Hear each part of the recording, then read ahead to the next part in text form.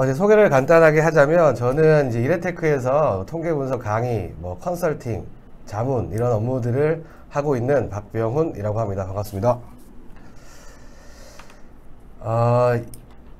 이제부터 이제 시작을 좀 해볼 텐데 미니탭에서 그러면 새롭게 추가된 기능이 어떤 것들이 있는지 이제 화면을 보면 아마 아실 수 있을 것 같고요.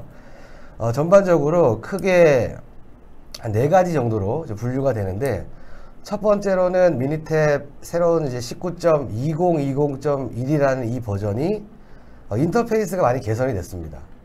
그리고 실제 시각화하는 도구들이 많이 개선이 됐고, 그리고 통계 분석 기능들이 좀 많이 강화가 됐습니다. 그리고 전체적으로 미니탭이라는 프로그램의 성능이 많이 또 강화가 됐습니다.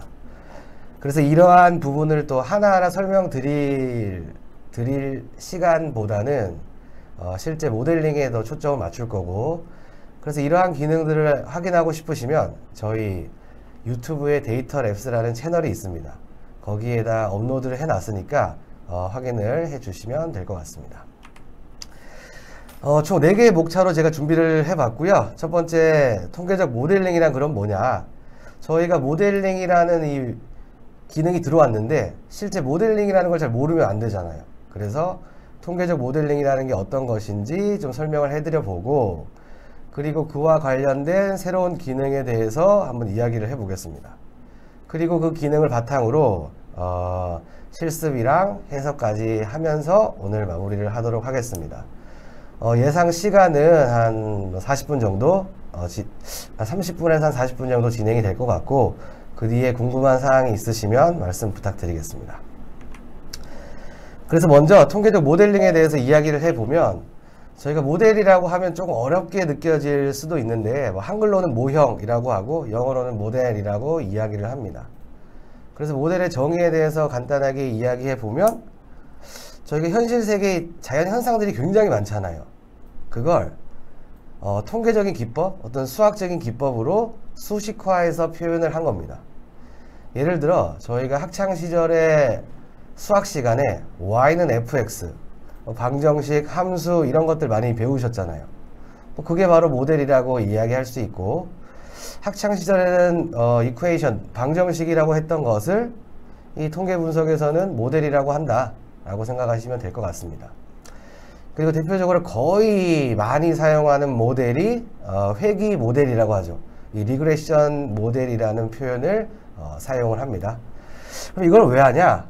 바로 실제로 y는 fx에서 보면은 x 집어넣으면 y가 뿅 하고 나오잖아요. 그래서 예측 도구로서 활용을 하기 위해서 이런 모델을 만드는 일을 한다 라고 생각을 해주시면 될 것 같습니다. 그렇다면 이 모델에 다양한 형태가 존재할 수가 있겠는데, 실제로 화면에서 보시는 것처럼 맨 왼쪽에 보시는 것은 1차 함수 형태 기억나시죠? 학창시절에 배우신 거. 두 번째 같은 경우는 2차, 세 번째는 다 고차라고 생각하시면 되고, 여러 가지 모델을 우리가 자연현상에서 만들어낼 수 있다라는 겁니다. 그래서 실제로는 제가 수학 시간은 아니지만 y는 ax 플러스 b라고 많이 표현을 하잖아요. a는 기울기, b는 상수, 절편이라고 하는데, 실제 통계 데이터 분석에서는 오른쪽과 같이 y는 베타0 플러스 베타1 x1 이런 식으로 표현을 합니다. 똑같다고 생각을 해주시면 될 것 같고, 만약에 2차 형태라면은 여기에서 제곱이 붙는 거 라고만 생각을 또 해주시면 되겠죠. 그러면 모델링 분석의 이 종류들이 굉장히 아마 다양할 텐데 어떤 것들이 있는지도 한번 살펴보겠습니다. 실제로 가장 많이 사용하는 것 중에 하나죠. 이 분산 분석, 이 아노바라는 게 있고, 그리고 일반 선형 회귀 분석이 있고, GLM이라고 하는 일반 선형 모형이 있고, 비선형, 넌 리니어라고 하는 비선형 회귀 분석, 회귀 모형도 있습니다. 그리고 로지스틱 회귀 분석이라고 해서 실제로 우리 종속 변수가 yes, no, 합격, 불합격과 같이 이진 형식으로 구성되어 있는 이항 로지스틱 회귀 분석도 있고, 어떤 명목 로지스틱 회귀 분석도 있습니다. 그것도 모델링에서 많이 사용하는 방법이고, 그리고 주성분 PLS 회귀 분석이라는 방법도 존재를 합니다. 주로 로지스틱 주성분 PLS 회귀 분석은 머신러닝이나 데이터 마이닝에서 많이 사용을 하죠. 그래서 아마 다음 세션에서 발표할 또 머신러닝 시간에도 이런 비슷한 내용을 설명드릴 것 같습니다. 그리고 제약 바이오 산업군에서도 이 안정성 연구에 대해서 굉장히 많이 사용합니다. 이것도 회귀 모형, 회귀 분석에 근거한 방법이고 뭐 이러한 것도 있다. 그리고 기타 여러 다양한 방법도 모델링의 종류다 생각하시면 되는데, 지금 제가 화면에 뿌려졌던 이 내용만 기억을 하셔도 아마 모델링 뭐 전반적인 내용은 이렇구나 라고 생각을 하실 수 있을 것 같습니다. 그러면 이러한 모델링, 회귀 모형의 형태는 어떻게 수학적으로 나타낼 수 있을까? 간단하게 회귀 모델을 가지고 이야기를 해보면, 이 단순 회귀 분석이라고 해서 제가 적은 거 보이시죠? 이건 Simple Linear Regression이라고 부르고요. x가 하나다 이 말입니다. 그래서 y는 fx에서 여기 x가 하나밖에 없죠. 그런 경우를 단순 회귀 분석이라고 이야기합니다.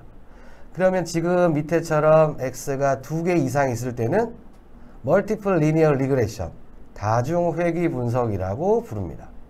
그리고 여기에서 보면 제곱이 있잖아요. 제곱이.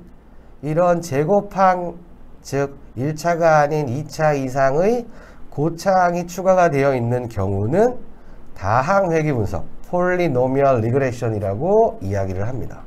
참고해 주시면 되고요. 그러면 많은 기업에 계신 분들이 저한테 의뢰를 하시는 게 그거예요. 우리가 이렇게 데이터를 가지고 있는데 이거 가지고 어떤 모델링 방법을 쓸 수 있냐?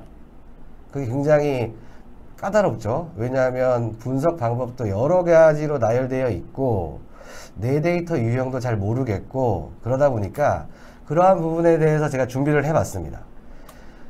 데이터 유형은 여러 가지 데이터 유형이 있는데, 그 중에서 아까 말씀드린 것처럼 X, Y가 있었잖아요. 그 중에서 이 Y의 데이터 유형에 따라서 분석 방법이 달라진다고 생각하시면 됩니다. Y 종속 변수가 먼저 연속형일 때, 이 continuous 데이터일 때. 그럼 연속형이 뭐냐? 실제 저희가 제도 몸담고 있는 쪽이 자연과학 쪽이잖아요. 자연과학 쪽에서 어떤 측정에 의해서 만들어내는 데이터들은 거의 다 연속형 데이터다 라고 생각을 하시면 될 것 같습니다. 그래서 종속 변수의 데이터 유형이 연속형인 경우 일반적으로 많이 거의 대부분 이걸 사용하시죠. 미니 탭의 메뉴는 이제 적합 회귀 모형이라고 이야기를 합니다. 그리고 아까도 설명드렸지만 이 로지스틱 설명할 때 종속 변수의 데이터 특성이 2개, 합격, 뭐 불합격, 뭐 간다, 안 간다, 그리고 불량, 양품, 뭐 이렇게 2가지인 경우를 사용할 때는 이항 로지스틱 회귀 분석이라고 이야기를 합니다. 그리고 또 하나, 조금 더 생소하실 수도 있는데 종속 변수의 데이터의 특성이 포화송인 경우. 포화송이 뭐냐? 어떤 특정한 단위 시간 내의 수를 센 거죠. 그러니까 우리가 어떤 은행에 1시간에 방문할 한 사람의 수, 뭐 이런 것들이 바로 포화송 데이터가 될 수가 있겠죠. 그런 데이터의 유형이라면 이거는 포화송 회귀 분석으로 분석을 또 할 수 있습니다. 그리고 아까 이항 로지스틱과 비슷했는데 실제로 그 이름 자체가 목적이 되는 데이터들 있잖아요. 예를 들어 어떤 지역 데이터.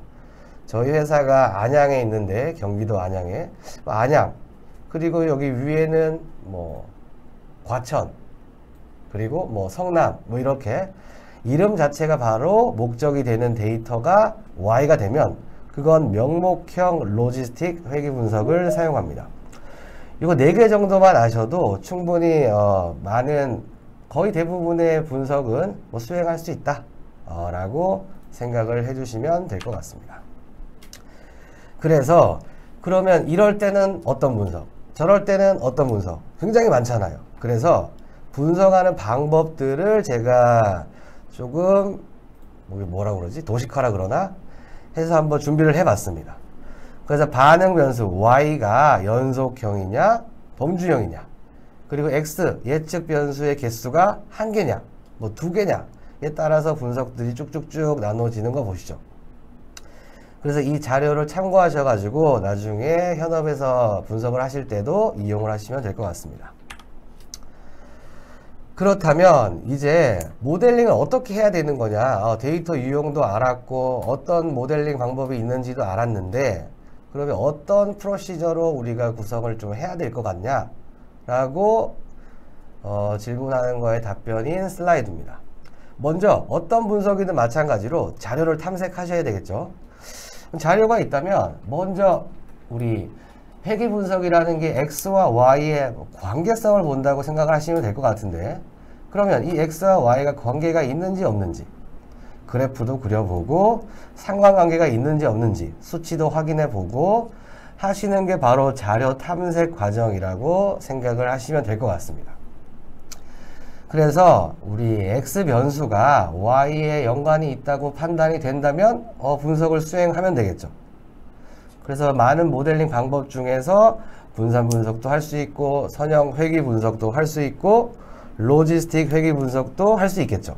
그래서 이렇게 알맞은 기법을 적용해서 분석을 하시면 될 것 같습니다. 그렇게 하고 나서 모형, 방정식을 만들어내겠죠. 그래서 선택한 기법을 통해서 우리 옵티멀한 최적의 모형을 적합 만들어낸다라는 표현입니다. 그리고 나서 이 모형이 통계적으로 아니면 내부적으로 합당한지 검토를 해봐야 되겠죠. 근데 만약에 검토를 했는데 좀 뭐가 안 맞아요, 모형이 좀 이상하다 싶으면 어떻게 해야 되냐, 다시 분석 수행 단계로 넘어갑니다. 그래서 실제로 모델링과 같은 경우는 뭐 T-테스트처럼 한 번에 끝나는 게 아니라 많게는 뭐 수십 번, 수백 번도 돌려서 확인해야 되는 게 모델링이다. 그래서 그만큼 좀 까다롭다는 거죠. 왜냐하면 이 모델을 가지고 우리가 의사결정을 해야 되기 때문에 굉장히 주의 깊게 그리고 깐깐하게 좀 보셔야 된다는 게 특징이라고 생각할 수 있습니다. 그렇게 해서 모형이 검토가 끝나면 이제 이거 가지고 뭐 할까요? 예측에 활용을 하시면 되겠죠. 그래서 이게 바로 모델링 큰 절차라고 생각을 하시면 될 것 같고요. 그래서 이거 가지고 분석을 이제 해보면 되는데 제가 자료를 만들다가 많은 분들이 분산 분석, 회귀 분석 이게 뭐냐, 차이가 뭐냐, 다른 거 아니냐 라고 생각하시는 분들이 많이 계셔가지고 이 두 개를 가지고 잠깐 이야기를 해보도록 하겠습니다. 먼저 Analysis of Variance라고 하는 게 아노바 분산 분석이고 Regression이라고 하는 게 회귀 분석입니다. 근데 이름은 다르지만 분석하는 통계적인 메커니즘은 똑같습니다. 그래서 분산 분석이 회귀 분석이고 회귀 분석이 분산 분석이다 라고 생각을 하시면 되는데, 그러면 왜 분산 분석, 회귀 분석 따로 있느냐 라고 생각을 하실 수가 있죠. 실제로 분산 분석을 언제 많이 쓰냐, 여기 지금 세미나를 들으시는 분 중에 실험계획법 많이 해보신 분들도 있을 거예요. 실험계획법에서 사용하는 모든 분석은 분산 분석, 그리고 거기에서 모델을 만드는 건 회귀 분석. 똑같은 알고리즘, 똑같은 메커니즘으로 한다는 거죠. 근데 분산 분석이랑 회귀 분석의 큰 차이가 뭐냐, 분산 분석은 어떤 x가 y에 영향을 줄까, 그러면 또 그 x가 여러 개 있는 것 중에서 누가 더 y에 영향을 더 많이 줄까, 즉 어떤 최적화의 개념을 사용하시는 게 바로 분산 분석이에요.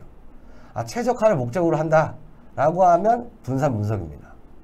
그러면 회귀 분석은 어떻게 하면 y를 가장 잘 설명할까, 그러니까 우리 r 스퀘어, r 제곱 이런 거 들은 적 있으시죠? 어떻게 하면 예측을 잘할까, 예측의 목적이 주가 된다면 이 회귀 분석을 사용하시면 됩니다.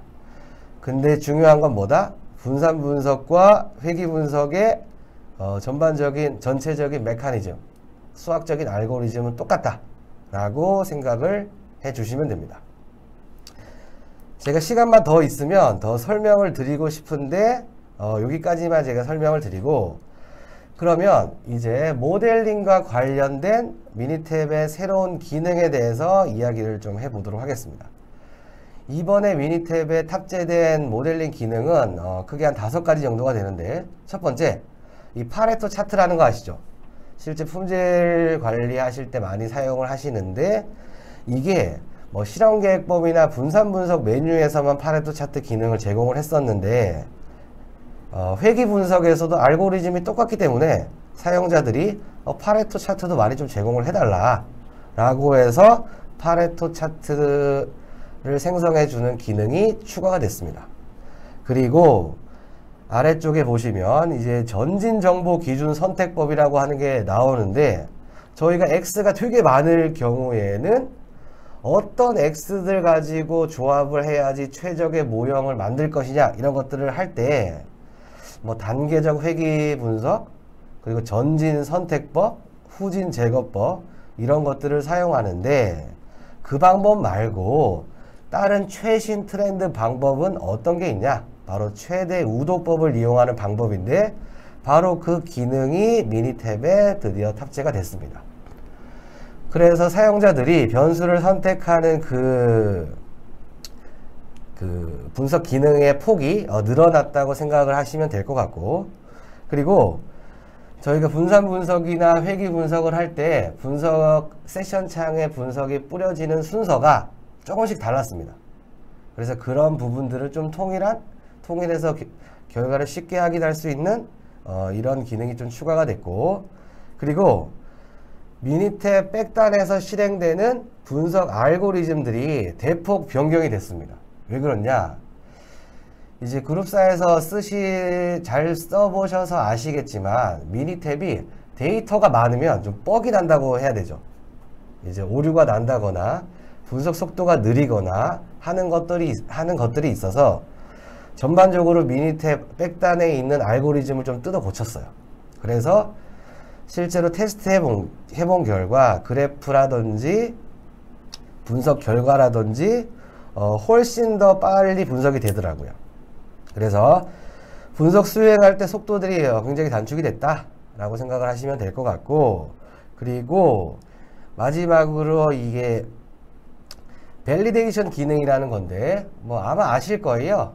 실제 우리가 모델링을 하고 검증을 하는 경우가 필요한데, 그리고 이 모형의 성능이 얼마나 우수할지 판단하는 게 필요한데, 그 전에 미니탭에는 없었습니다. 근데 이 밸리데이션 기능이 추가가 되면서 조금 더 회귀 분석에 대한, 우리 회귀 모형에 대한 검증을 해볼 수 있다라는 겁니다. 이걸 알게 되면은 그 다음에 아실 수 있는 게 바로 머신러닝에 대해서 우리가 아실 수가 있겠죠. 그래서 이 전진정보 기준 방법에 대해서 간단하게 좀 이야기를 해보면은, 앞서도 간단하게 설명드렸지만, 저희가 X 변수들이 많을 때 모형을 만들긴 해야 돼요. 그쵸? 그러면 어떻게 할까요? 하나하나 넣었다가 뺐다가 하기에는 시간이 너무 많이 걸리잖아요. 그래서 미니탭 메뉴 중에서 단계적 회귀 분석이라는 방법을 사용합니다. 그렇죠? 저도 마찬가지로 단계적 회귀 분석을 사용해서 많은 분석을 하고 있는데, 최신 통계학 이제 학자들 연구에서 단계적 회귀 분석으로 하는 방법이 그렇게 정확하지 않을 수도 있다, 이런 의문들을 또 많이 제거를 합니다. 단계적 회귀 분석을 할 때는 어떻게 해요? p-value라는 유의 확률 가지고 하잖아요. 그게 바로 최소 제곱법이라는 방법 가지고 하는 건데, 그거보다 조금 더 정확한 방법인 최대 우도법으로 모형을 판정하고 변수를 선택하는 게 더 정확하다. 이거는 어떤 통계적으로도 그렇고 뭐 전반적으로도 실제로 많이 더 정밀도 정확도에서 맞다 보니까 이런 방법을 좀 많이 권장을 하고 있습니다. 그래서 미니탭에도 이러한 최대 우도법을 사용한 전진 정보 기준 방법을 탑재를 했습니다. 그래서 최소 제곱법의 p-value처럼 최대 우도법에서도 AIC, BIC라는 기준이 되는 통계량을 가지고 이 모형을 선택할 수 있게 됐습니다. 그러면 기존의 단계적 회귀 분석 플러스 이 전진 정보 기준 방법도 추가가 됨으로써 저희가 모형을 선택하는데 많은 옵션이 생기겠죠. AIC에서 간단에 대해서 얘기를 해보면 실제로 뒤에 AIC가 있고 C가 하나 더 있죠. 이거는 표본이 적을 때 우리가 표본이 적으면 모수를 추정할 때 바이어스가 커질 수 있잖아요. 그래서 보정을 하기 위해서 만든 값이 AICC 값이고 표본이 커지면 커질수록 이게 AIC라는 값과 수렴하는 구조로 가게 되어 있습니다. 그래서 실제 우리 Y의 분포와 모형에서 지정된 분포 간의 차이를 가지고 계산을 한 값이 AIC다. 그러면 차이가 크면 클수록 이 AIC라는 값이 커지겠죠. 그래서 우리가 어떤 X 변수를 조합을 했을 때 이 AIC라는 값이 가장 작은 것, 이런 걸 선택을 하면 그게 바로 최적의 모형이다 라고 생각을 할 수 있습니다. 이 AIC와 비슷한 값이 바로 BIC인데 BIC는 변수 X의 개수가 많을수록 AIC보다 더 많은 페널티를 부여하는 게 좀 특징이고, 그리고 저희가 모형을 만들 때 실제로 현업에 적용할 때는 X의 개수가 적은 게 더 사용하기가 좋잖아요. 그래서 변수의 개수가 작은 것이 우선이라면 AIC보다 BIC라는 수치를 활용을 많이 합니다. 뭐 AIC나 BIC나 뭐 큰 차이는 없지만 참고로 해주시면 될 것 같습니다. 그러면 이런 AIC, BIC에 대한 값도 우리가 해석을 통해서, 실습을 통해서 알아볼 수가 있겠죠.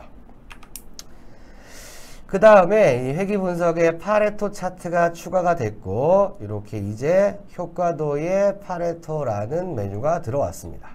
참고해 주시면 될 것 같고요. 그 다음에 이 밸리데이션, 검증 기능이 추가가 됐습니다. 모형의 성능을 평가하기 위한 지표예요. 그래서 영어로는 조금 말이 많이 들어봤을 수도 있는데 한글로 제가 적어놨을 때 좀 어려울 수도 있어요. 이게 K 접기 교차 검증이라는 게 들어왔는데 이게 바로 K 폴드 밸리데이션이라고 이야기를 하는 겁니다. 그래서 우리 데이터가 이렇게 많으면 그걸 쪼개서 테스트, 트레이닝 이런 데이터 셋으로 쪼개서 분석을 해볼 수 있다는 게 장점입니다. 그럼 그건 누가 하냐? 저희는 데이터만 집어넣으면 미니탭이 알아서 그걸 쪼개서 여러 번 분석을 수행해 준다는 거죠. 지금 이렇게 이야기를 들으실 때면 잘 이해를 하시기 어려울 수도 있는데, 그래서 화면을 보시면 K-폴드 크로스 밸리데이션에 대해서 이야기를 해보겠습니다. 저희가 X, Y 데이터를 각각 100개씩 수집을 했습니다. 그러면 화면에서 보시는 것처럼 N은 100이다 라고 할 수 있겠죠. 근데 여기서 보시면 전체 100개 데이터를 제가 하나, 둘, 셋, 넷, 5개 5개씩 구분을 해놨죠. 5개로. 그래서 20개씩 쪼개서 총 5개가 되면 데이터가 100개가 되는 거죠. 그래서 여기서 제가 5개의 그룹으로 나누었다고 해서 K는 여기서는 5가 되는 겁니다. 그럼 여기서는 5접기 교차 검증이 되겠죠. 그러니까 5-fold cross validation이 됩니다. 그러면 이거 가지고 모형의 성능을 어떻게 평가하냐? 이제 화면을 다시 한번 보시면 처음에는 여기 하늘색으로 되어 있는 이 80개의 데이터를 이용해서 Y는 fx의 모형을 만듭니다. 그러면 하나의 모형이 나오겠죠.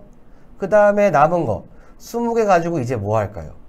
이 모형이 얼마만큼 잘 맞는지 우수한지 확인하기 위해서 20개의 데이터를 처음 80개로 만든 이 모형에다가 집어넣는 거죠. 집어넣으면 거기에 대한 오차가 나오겠죠. 그걸 제곱해서 더하면 잘 아시는 오차 제곱합이 나오겠죠. 이게 얼마나 값이 적냐 크냐 이런 걸 판단할 수 있으면 모형의 성능이 평가가 되겠죠. 근데 여기에서 그치는 게 아니라 이제는 이터레이션 2를 보시면 첫 번째, 두 번째, 세 번째, 다섯 번째는 실제 트레이닝 데이터 세트로 쓰고 이 네 번째 그룹을 테스트 데이터로 활용을 합니다. 그러면 이터레이션 1보다 2는 또 전혀 새로운 모형이 되는 거잖아요. 3, 4, 5도 마찬가지로 하면 실제로 저희가 100개 데이터밖에 뽑지 않았지만 이런 것을 5번 반복을 하다 보니까 500개 데이터를 수행한 거와 같은 효과가 발생한다 이겁니다. 그래서 실제로 데이터를 많이 뽑지 않아도 우리가 분석의 정확도, 신뢰도를 높일 수 있다 이겁니다. 당연히 이터레이션 K가 증가하면 할수록 분석 속도는 분석에 소요되는 시간은 증가될 수가 있겠죠. 그래서 K-폴드 밸리데이션에 대해서는 여기까지 이야기를 해봤고, 그 다음에 이제 검정 집합으로 검증하는 방법을 설명을 좀 드리겠습니다. K-폴드 밸리데이션이랑 똑같다고 보시면 되는데, 지금은 이터레이션 1, 2, 3, 4, 5가 있었잖아요. 근데 검정 집합으로 검정하는 이 방법은 이터레이션이 하나예요. 딱 한 번 하는 거예요. 한 번 할 때 테스트랑 트레이닝이랑 나누어서 한다 라고 생각을 해주시면 될 것 같습니다. 그러면 테스트 데이터는 비율이 얼마, 트레이닝 데이터는 비율이 얼마, 그 부분은 저희가 실제로 미니탭에서 설정을 통해서 지정을 할 수 있습니다. 지금과 같은 경우는 제가 하나, 둘, 셋, 넷 10개의 그룹으로 나눴잖아요. 근데 이걸 만약에 K-폴드라고 하면 10폴드 크로스 밸리데이션, 한글로 하면 10 접기가 되겠죠. 네, 요구한 건 아니고 죄송합니다. 그래서 지금 밸리데이션에 대해서 한번 이야기를 해봤다면 이제는 조금 이제 지루하셨을 수도 있는데 실습을 통해서 같이 새롭게 추가된 모델링 기능에 대해서 알아보도록 하겠습니다. 그래서 화면에서 미니탭 화면을 이제 띄울 텐데 이 화면에서는 제가 이제 가릴 수도 있어서 또 캠을 좀 끄고 진행을 하겠습니다. 그래서 먼저 워밍업으로 단순 회귀 분석, X가 하나 있는 이 회귀 분석을 가지고 한번 해볼 텐데 A라는 전자회사의 연구소에서는 제품의 가격에 따라서 변화에 따라서 시장 점유율에 차이가 있는지 확인하려 한다. 어떤 영향을 미칠까? 그리고 시장 점유율을 어떻게 예측할 수 있을까? 라는 거에 대해서 알아본다고 하는 거죠. 그러면 X는 프라이스고 Y는 마켓 쉐어가 되겠죠. 이걸 한번 실습을 같이 한번 해보겠습니다. 그래서 미니탭 화면으로 넘어왔고요. 여기에서 통계 분석 메뉴, 그리고 회귀 분석, 그리고 적합 회귀 모형을 선택합니다. 그러면 반응에는 Y가 마켓 쉐어라고 했으니까 C1을, 계량형 예측 변수에는 C2를, 다른 거는 지금 뭐 누르지 않을게요. 그리고 확인을 클릭합니다. 확인을 클릭해서 이 결과를 살펴보면, 쭉쭉쭉 살펴보면, 모형 요약을 보면 R제곱, 모형의 설명력을 이야기하는 거죠. 이게 95.11%로 굉장히 설명력이 높다. 그리고 아래 분산 분석표를 보시면 프라이스라는 X는 P값이 0.000이죠. 그렇다면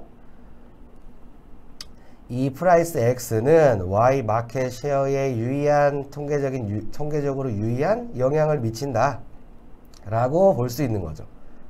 그래서 위에 보시면 회귀 방정식이라고 되어 있고 얘가 바로 절편이고 얘가 바로 기울기죠. 그리고 나중에 새로운 X값을 집어넣으면 마켓 쉐어 Y가 나오는 게 바로 회귀 분석이다. 회귀 방정식이다. 라고 생각을 해주시면 될 것 같습니다.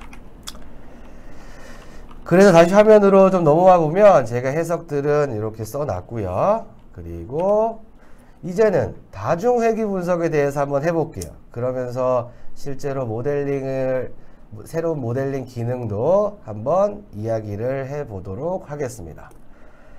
A라는 병원에서는 54명 환자의 신체 지표랑 생존 시간 데이터를 이제 수집을 했습니다. 어떤 신체적인 지표가 Y에 영향을 주는지 확인하고 이 예측하는 모형을 적합하려고 한다라는 겁니다. 그래서 X는 이렇게 4개가 되는 거고 Y는 생존 시간이 되는 거겠죠. 그래서 저희가 X가 이제 여러 개 있다 보니까 변수 선택하는 이 기법들도 같이 한번 실습을 해 보도록 하겠습니다. 그래서 다시 한번 미니트 화면으로 좀 넘어와 보면 이렇게 되겠죠. 실제 데이터가 이렇게 있고요. 데이터가 이렇게 C2부터 C6까지가 데이터가 되고 C2는 Y, 3, 4, 5, 6는 X가 됩니다. 여기서 통계 분석 누르시고 회귀 분석, 적합 회귀 모형을 클릭합니다. 그러면 반응에는 Y를, 계량형 예측 변수에는 X1, 2, 3, 4, 4개 다 이렇게 넣어주시면 되겠죠. 뭐 한 번에 쭉 끌어서 넣으셔도 되는데 저는 그냥 하나씩 넣어봤고요. 그래서 확인 한번 그냥 눌러보겠습니다. 그러면 분석 결과가 이렇게 쭉쭉쭉 나온 거가 확인이 되는데 여기에서 보시면 X1, 2, 3는 P값이 0.000으로 유의하죠. 근데 X4와 같은 경우는 P값이 0.266으로 유의하지 않죠. 그쵸? 그러면 우리 다음에 어떻게 할까요? X4를 빼고 이렇게 분석을 하잖아요. 그쵸? 근데 지금 이렇게 하는 방법 말고 단계적 회귀 분석 방법으로 한번 그러면 적합을 해도 적합을 하게 되면 모형이 어떻게 나올지 한번 확인해 보겠습니다. 그래서 통계 분석 누르시고 회귀 분석, 적합 회귀 모형. 그러면 이번에는 밸리데이션 기능 저희 추가가 됐다 그랬잖아요. 여기 검증 버튼을 클릭합니다. 그리고 검증 방법에는 K 접기 교차 검증을 클릭하시고 그리고 접기 수가 디폴트로 10번 10 접기라고 이제 되어 있죠. 그대로 해보고 확인. 그리고 단계적 회귀 분석을 클릭하시고 방법에는 단계적 회귀. 이게 입력할 알파, 제거할 알파를 다 0.0으로 지정을 좀 해보고요. 그리고 확인을 눌러보겠습니다. 그러면 여기에서 보면은 이제 X4는 빠지고 X1, 2, 3가 들어오는 거, 3만 들어오는 거 확인할 수 있죠. 그래서 이렇게 많이 쓰시잖아요. 그러면 회귀 방정식이 이렇고 쓸 수 있다. 그러면 이제 밸리데이션 기능 배운 것을 해석을 해보면 이 모형 요약 제일 끝에 나옵니다. 그래서 10 접기 R 제곱을 보시면 78.54%다. 이게 모형의 성능이 새로운 데이터가 들어오면 모형의 성능이 얼마나 정확하냐, 모형이 얼마나 잘 예측을 잘 하냐 라는 의미로 생각하시면 되고 그게 바로 78.54%입니다. 근데 여기에서 R제곱 수정은 82%인데 10 접기 R제곱이 78%잖아요. 얼마 차이가 안 나죠. 근데 R제곱 수정은 80%, 10 접기의 R제곱은 30%. 이렇게 되면 굉장히 많이 차이가 나는 거잖아요. 그럴 때는 오버피팅이나 뭐 이런 다른 문제가 있는데 지금은 큰 차이가 없어 보입니다. 그래서 괜찮은 모형이다 라고 판정을 내릴 수 있고요. 그러면 여기서 중요한 것은 다시 한번 미니트 화면으로 돌아가서 아까 이거는 저희가 기존에 사용하고 있는 스텝와이즈 단계적 회귀 분석 방법이고 제가 앞서 설명드렸던 AIC, BIC 최대 우도법을 사용한 방법으로 하면 모형이 지금과 같이 똑같이 적합이 될까? 라는 게 조금 궁금하지 않으세요? 궁금하시다고 생각을 하고 단계적 회귀 분석을 누릅니다. 이제 방법에 단계적 회귀 말고 정보기준 전진 선택법을 선택을 합니다. 그러면 기준에 AIC, BIC 뭐 이렇게 나오는데 뭐 BIC 선택을 해볼게요. AIC 하셔도 되고 그리고 확인을 눌러봅니다. 그러면요. 이제 개수에는 보면 X4가 들어왔잖아요. 그쵸? 그러면 스텝 와이즈 할 때는 X1, 2, 3만 있고 그리고 여기 이 AIC, BIC 기준에는 X1, 2, 3, 4가 다 있고 그러면 우리는 어떤 모델이 더 좋다고 이야기할 수 있을까? 라는 게 이제 의문이시죠. 그렇다면 다시 이제 좀 슬라이드로 돌아오셔가지고 살펴보면 얘는 단계적 회귀 분석, 얘는 AIC, BIC 방법으로 한 겁니다. 서로 다르잖아요. 그러면 어떻게 판정하냐 이겁니다. 결론은 어떤 걸 선택해도 상관없어요. 하지만 모델을 만들 때는 이 X 변수들, Y 변수들을 제일 잘 알고 있는, 이건 통계적이 아니라 실제 기술적으로 제일 잘 알고 계신 분들이 판정을 내리는 거죠. 두 개 다 통계적으로 틀린 건 없어요.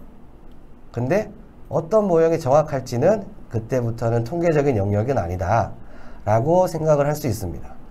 그렇다면 AIC, BIC에서 X4는 P값이 0.266인데 들어온 이유가 있을 거잖아요. 그쵸? 실제로 보면은 X4는 개별적으로 봤을 때는 Y의 가장 큰 상관계수를 가집니다. 즉 따로따로 개별적으로 봤을 때는 X4가 여기 X4의 상관계수가 0.722로 가장 크다 이 말이에요. 근데 X1, 2, 3, 4가 4개가 선형 결합되다 보니까 X4가 빠지게 되는 거죠. 그쵸? 그래서 실질적으로 P값이 0.05보다 커서 모형에 빠졌지만 들어와도 상관없다는 겁니다. 좀 어려울 수도 있는데 AIC, BIC 기준에서는 단계적 회귀 분석이랑 모형이 다를 수 있다는 거 참고를 해주시고 VIF도 2.56 다중 공선성도 없어요. 보통 좀 넓게 잡으면 10 미만이라고 하는데 얘는 뭐 5보다 작으니까 우리가 예측하는데 큰 문제가 없을 거다라는 겁니다. 정리를 하면 단계적 회귀 분석 같은 경우는 리스트 스퀘어 에스티메이션 최소 제곱법 그리고 AIC, BIC는 Maximum Likelihood Estimation 최대 우도법을 사용하는 게 차이입니다. 그래서 결정은 분석자의 몫이고요. 무조건적으로 어떤 추정 방법을 꼭 써야 된다라는 게 아니라 실제 연구하시는 분들은 이런 다양한 통계 해석 방법들을 아셔가지고 두루두루 비교하시는 게 중요하다라는 걸로 실습 해석을 할 수 있겠습니다. 그래서 여기까지 제가 모델링에 대해서 새로운 기능을 추가한 내용을 소개하고 실습을 해봤고요. 간단하게 실제로 이 회귀 분석 모델링에 대한 저희 이레테크에서 나온 또 도서가 있어서 거기에 대한 내용 소개를 잠깐 좀 해봤고요. 그리고 저희가 회사에서 통계적 모델링 교육을 또 진행을 하고 있습니다. 이틀 교육 과정으로 진행을 해서 교육이 이런 커리큘럼을 확인해 볼 수도 있고요. 저희가 이 유튜브를 또 운영을 하고 있어요. 그래서 유튜브를 뭐 이렇게 클릭해서 보시면 실제 저희 화면이 이렇게 나옵니다. 그래서 여기에 참석하신 분들은 좋아요나 좀 구독 꼭 좀 부탁드리겠습니다. 오늘이 지나면 300명 이상이 될 거라고 제가 좀 기대를 해보겠습니다. 네. 좀 이야기도 좀 길어져 가지고 내용도 좀 많아지고 길어졌는데 이제 간단하게 몇 가지 질문만 받고 종료를 하도록 하겠습니다. 여기까지 통계적 모델링 새 기능 시간이었습니다. 감사합니다. 네, 반갑습니다. 저는 LG그룹사 대상 온라인 미니탭 데이에서 미니탭 카트와 SPM에 대해서 발표를 맡은 이원희라고 합니다. 반갑습니다.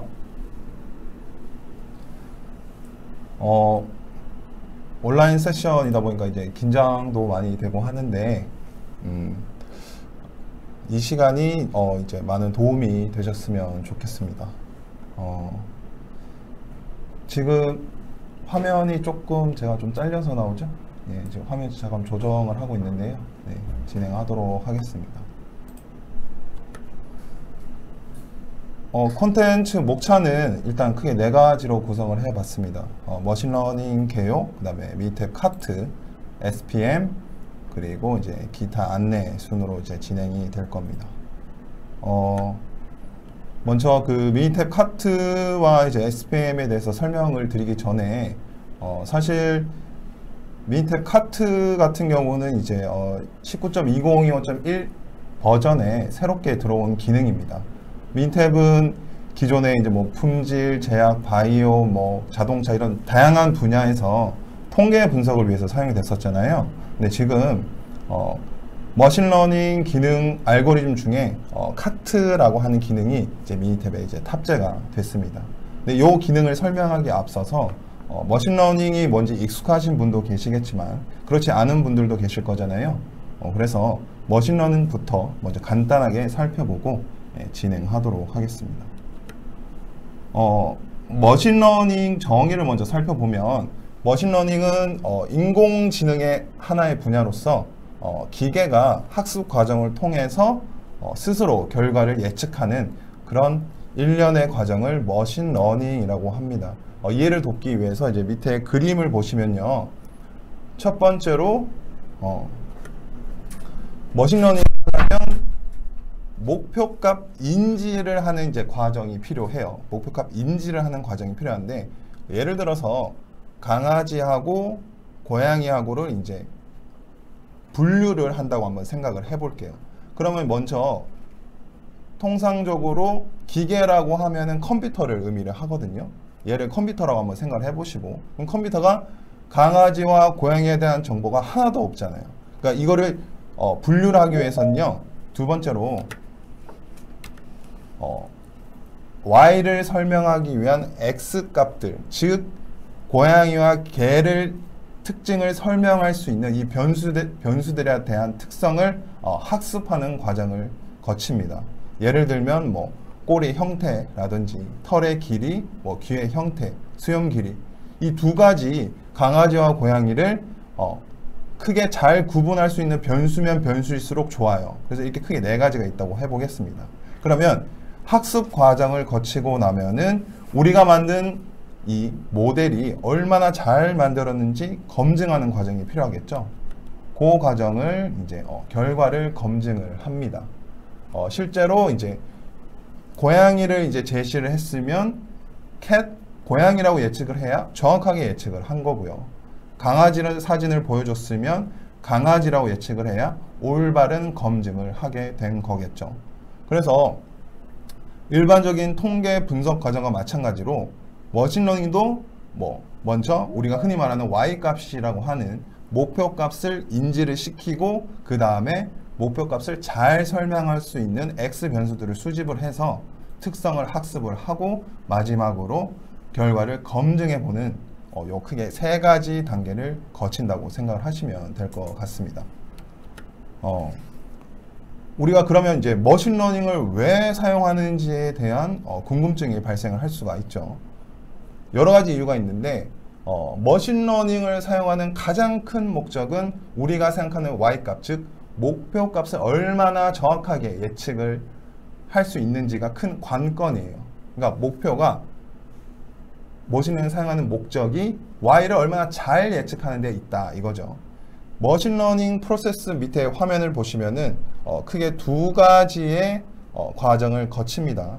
제가 이제 아까 서두에 설명드린 것처럼 입력 데이터 X라고 할게요. 입력 데이터 X 결과값 Y. 일단 Y를 인지를 먼저 시켜야 됩니다. 그러면 입력 데이터들의 여러 가지 특성들이 있을 거잖아요. 이 특성들을 데이터 학습을 하는 과정을 거칩니다. 머신러닝에서는 X가 Y를 얼마나 잘 설명하는지를 이렇게 탐색해가는 과정을 이제 학습을 한다라고, 즉 러닝을 한다라고 얘기를 합니다. 그러면 통계 분석에서와 마찬가지로 일종의 Y는 fx 꼴의 모델이 형성이 됩니다. 모델 모형 같은 말이죠. 먼저 이렇게 첫 번째로 프로세스를 거칩니다. 그러면 아까 앞장에 생각해 보시면 모형 만들었으면 검증해 봐야 되잖아요. 머신러닝은 무조건 검증을 해 봐야 되거든요.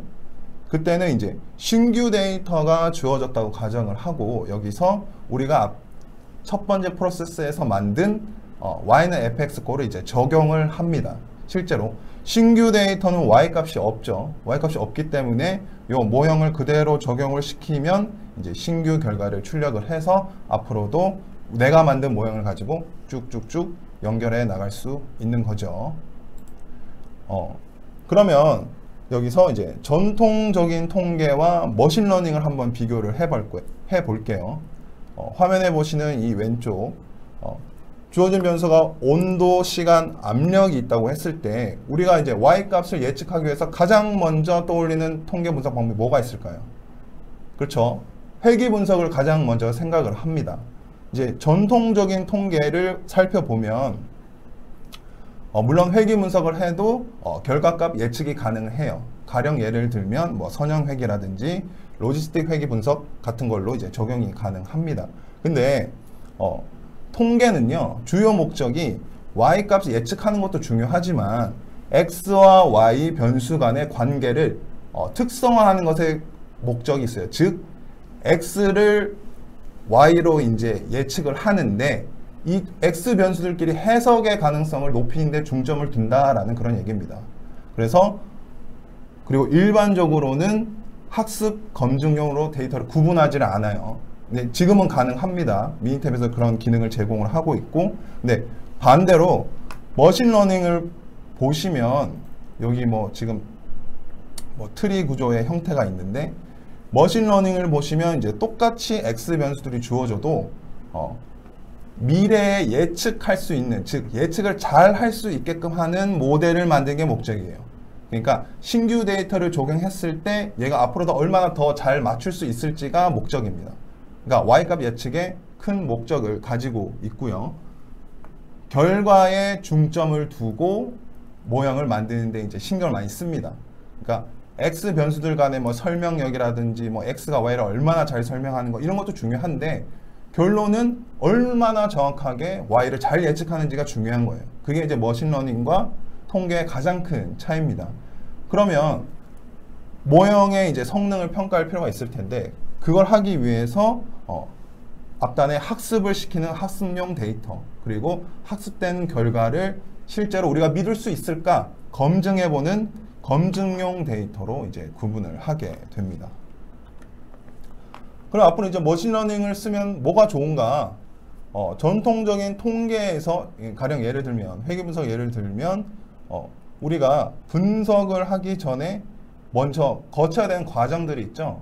예를 들면 뭐 이상치나 특이치가 존재할 때 어떻게 처리를 할까? 그리고 통계 분석은요, 확률 분포에 기반해서 가정을 하죠. 여러분 잘 아시는 뭐 정규 분포 같은 것들이 그런 큰 예가 될 거고요. 그리고 회귀 분석을 잘 아시는 분들은 아실 텐데 분석 결과를 신뢰하기 위해서 잔차 그림 같은 걸 그리잖아요. 잔차 그림을 그려서 모형의 가정을 만족하는지, 즉 상대적으로 이제 모형을 적합하기 위한 제약이 좀 많습니다. 통계 분석에서는 나쁘다는 건 아니고요. 근데 머신러닝은 여기 밑에 보시면은 일반적으로 이상치, 특이치, 결측값을 가지고 있는 데이터라도, 즉 이런 것들은 이제 머신러닝에서는 이제 노이즈 데이터, 좀 지저분한 데이터라고 얘기를 하는데 별도의 데이터 처리가 필요가 없습니다. 별도의 데이터 처리가 필요 없고요. 그리고 아까 제가 조금 있다가 이제 밑에 카트라고 하는 거에서 좀 설명을 드릴 텐데 이상치나 특이치가 존재해도 좀 둔감하다고 할게요. 즉 모형에 큰 영향을 미치지 않습니다. y값을 예측하는 데 있어서. 그리고 결측값이 있어도 그대로 모형이 돌아가요. 존재합니다. 제가 좀 이따 예시를 좀 보여드릴 텐데, 그럼 머신러닝에서 얻을 수 있는 강점이 뭐냐? 일반적으로 머신러닝이라고 하면은 대용량의 데이터, 우리가 이제 통계 분석에서 흔히 접하지 못하는 실시간으로 수집되는 데이터라든지 아주 적게는 100개에서 많게는 1000개 이상의 아주 많은 수의 변수를 가지고 있는 그런 데이터들 있죠. 아주 복잡한 구조의 데이터를 처리하기 위해서 만들어진 알고리즘이고요. 통계 분석가는 예외로 모형을 적합하기 위해서 별다른 제약이 필요 없어요. 뭐 정규 분포를 따라야 된다든지, 뭐 잔차 그림을 그려서 뭐 그래프들을 비교해 본다든지 뭐 이런 것들이 이제 하실 필요가 전혀 없습니다. 여기서 중요한 거는 우리가 만든 모형이 얼마나 잘 맞추는지, 이게 중요하겠죠. 그리고 보통 이제 결측값 처리할 때 좀 민감하게 생각을 하시는데요. 결측값이 존재하면 보통 회계 분석에서 어떻게 하나요? 제거를 하죠. 제거를 합니다. 왜냐하면 분석의 신뢰도를 높이기 위해서 그렇게 합니다. 근데 머신러닝에서는 가장 큰 장점 중에 하나라고 생각하는 게 결측값이 존재를 해도 그대로 분석을 수행할 수 있다는 점, 이게 이제 가장 큰 장점이라고 할 수가 있습니다. 미니텍 카트 외에도 정확한 결과 예측을 만들기 위해서, 정확한 예측을 위해서 만들어진 알고리즘이기 때문에 다수의 우수한 성능을 가지고 있는 알고리즘들을 머신러닝에서는 보유하고 있습니다. 그 중에 하나가 미니텍 카트라고 할 수가 있겠습니다. 그러면 미니텍 19.2020.1 버전에서 신규로 이제 기능을 출시된 미니텍 카트에 대해서 이제 새 기능을 좀 소개를 해드리도록 할게요. 기능 소개가 주요 목적이니까 화면 보시면 머신러닝을 한 번이라도 들어보셨거나 뭐 분석을 해보신 분들 아주 익숙한 그림이 나와 있을 겁니다. 요거는 이제 의사결정 나무라고 하고요. 디시전 트리라고 얘기를 합니다. 말 그대로 의사결정을 돕기 위해서 만들어진 알고리즘이에요. 의사결정을 돕기 위해서 만들어진 알고리즘인데 어떤 형태로 되어 있냐? 트리 구조로 되어 있다고 해서 의사결정 나무라고 얘기를 합니다. 간단하게 예를 좀 들어볼게요. 요즘 뭐 코로나 때문에 야외 활동을 잘 못하는데 요거 같은 경우에는 두 개의 이제 범주를 가지는 이항형 Y가 이항형인 이제 데이터입니다. 야외 활동을 했다, 플레이. 야외 활동을 하지 못했다, don't play라고 이제 얘기를 해보면 우리가 이 모형을 만들기 위해서 다른 여러 가지 변수들을 많이 고려했을 수 있어요. 근데 지금 여기 화면에 보시면은 날씨, 습도, 바람, 요거 가지고도 아주 정확한 모형을 만들 수 있다는 겁니다. 즉 모든 변수를 다 사용하지 않고도 요 세 개만 가지고도 지금 현재 예에서는 모형을 만들 수 있다 이거예요. 하나만 예를 들어볼게요. 예를 들어서 날씨가 맑으면서 습도가 70% 이하였다라고 하면은 여기 지금 밑에 마지막에 어떻게 돼 있어요? 전체 관측치가 두 건인데 전부 다 플레이, 즉 100% 확률로 야외 활동을 했다라고 하는 이런 조건들을 찾아낼 수가 있는 겁니다. 실제로 뭐 로지스틱 회계 분석하면은 Y, 뭐 우리가 관심을 가지고 있는 그 사건에 속할 확률들을 찾잖아요. 머신러닝에서는 이렇게 간단한 과정, 즉 카트에서는 이런 간단한 과정 가지고도 이렇게 지금 실제로 날씨가 맑으면서 습도가 70% 이하면은 100%예요. 야외 활동을 할 확률이 100%다 이겁니다. 이쪽으로 한번 가보면 날씨가 이제 비가 왔는데 비가 오면서 바람이 불었다 라고 하면은 지금 어떻게 여기 보시면 전체 관측치가 두 건인데 야외 활동 하지 않음이 이렇게 두 개가 되어 있죠. 그러니까 즉 의사결정을 하는 데 있어서 야외 활동을 한다 안 한다가 우리가 목적이라고 하면 우리가 어떻게 하면 야외 활동을 할 수 있을까, 어떻게 하면 못할까, 이런 것들을 조건을 통해서 찾아낼 수 있다는 게 카트의 가장 큰 장점이라고 할 수가 있습니다. 그리고 제가 설명드린 것처럼 이 모형을 만들기 위해서 제약 조건이 하나도 없어요. 뭐 정규 분포를 따라야 된다든지 뭐 이상치, 특이치 이런 처리를 하나도 하지 않고도 이런 형태의 의사결정 과정을 만들어낼 수가 있다는 겁니다. 그러면 우리 미니탭 카트 하려고 하는데 왜 갑자기 디시전 트리 얘기를 하지? 라고 이제 궁금해 하실 수도 있는데, 미니탭 카트는요, 여기 보시면 의사결정나무 기반의 알고리즘이에요. 그러니까 의사결정나무를 수행하기 위한 알고리즘이 굉장히 다양하게 있는데, 그 중에 하나가 바로 이제 카트라고 얘기를 합니다. 카트는 Classification and Regression Tree의 줄임말인데요. CART죠. 수치 예측도 가능하고 아까 설명드린 분류도 둘 다 가능합니다. 요게 이제 둘 다 돼야지 좋은 거겠죠. 그리고 모형을 만들었을 때 이 보이는 형태가 나무 구조의 형태다라고 생각을 해주시면 되고요. 여기 화면에서 보시는 것처럼 어떤 특정 X 조건값을 주고 그 조건값에 해당하는 데이터들로 분류를 해요. 분류를 해서 뿌리, 나무, 가지를 만들어 나갑니다. 어느 시점이 되면 중단을 하겠죠. 그리고 여기 보시면은 모형을 만드는 데 있어서 가장 첫 번째 있는 요 변수에 있는 것들을 이제 뿌리 노드라고 얘기를 합니다. 뿌리 노드에서 이제 출발을 하는 거예요. 그리고 요 마지막 노드와 뿌리 노드를 연결시켜주는 이 부분은 인터널 노드라고 해서 내부 노드 또는 중간 노드라고 얘기를 합니다. 여기 보시면 나무의 마지막에 있다고 해서 터미널 노드, 끝 노드라고 얘기를 하고요. 미니탭에서는 단말 노드라고 얘기를 합니다.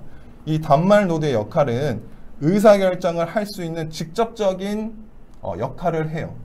이 조건과 이 조건을 따랐을 때 여기 데이터들이 모이겠죠? 이 데이터들이 모인 거 가지고 의사결정을 합니다. 수치 예측을 한다면 수치 예측을 할 것이고, 분류가 목적이라면 0인지 1인지 이런 것들로 진행을 하고요. 제가 앞서 설명드린 것처럼 카트는 모형을 적합하기 위해서 피팅한다고 하는데, 적합하기 위해서 고려해야 될 제약사항이 상대적으로 좀 작습니다. 통계 분석에 비교해서. 그리고 아까 야외 활동을 했다 안 했다 이런 것처럼 Y값을 예측하기 위해서 직관적으로 어떤 조건 때문에 이런 의사결정을 내릴 수 있었다라는 과정들을 볼 수가 있어요. 예를 들면은 이런 것들처럼 맑으면서 습도가 70% 이상이었다. 이러면 이제 야외 활동 안 한다라고 의사결정 하는 것처럼 의사결정 과정을 세분화해서 확인을 할 수가 있다는 겁니다. 이런 간단한 예를 이제 일반화 시켜서 실제로 적용한다고 생각해 보면 이런 것들이 다 하나하나가 공정 레시피를, 우리가 요리할 때 레시피가 있다고 하잖아요. 레시피가 있다는 것처럼 날씨가 맑으면서 습도가 70% 이하다. 예를 들면 강도가 50 이상이면서 압력이 30 미만이면 예측값이 얼마더라. 이런 하나의 조건들을 우리가 만들어낼 수 있는 거예요. Y값 예측을 하기 위한 조건들을. 그 해석의 중점이 되는 것은 여기 보시는 마지막 노드, 터미널 노드, 단말 노드라고 생각을 하시면 됩니다. 카트 알고리즘이 이제 어떻게 진행되는지에 대해서 이제 간단히 한번 볼게요. 입력 데이터, 즉 X 변수는 연속형이든 범주형이든 둘 다 가능합니다. 어떤 게 혼합되어 있어도 상관없어요. 연속형 데이터만 있어도 되고 범주형 데이터만 있어도 돼요. 두 개가 이제 크게 구분이 없죠.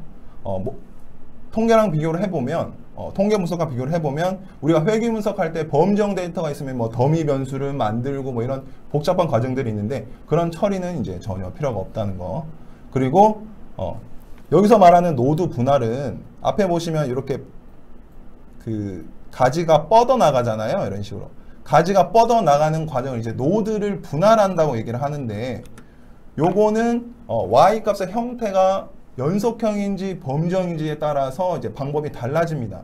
시간 관계상 제가 요 알고리즘 세부까지는 설명드릴 수가 없지만, Y가 연속형이라면 최소 제곱 오차, Y가 범주형이라면은 진위 계수라는 걸 이용을 합니다.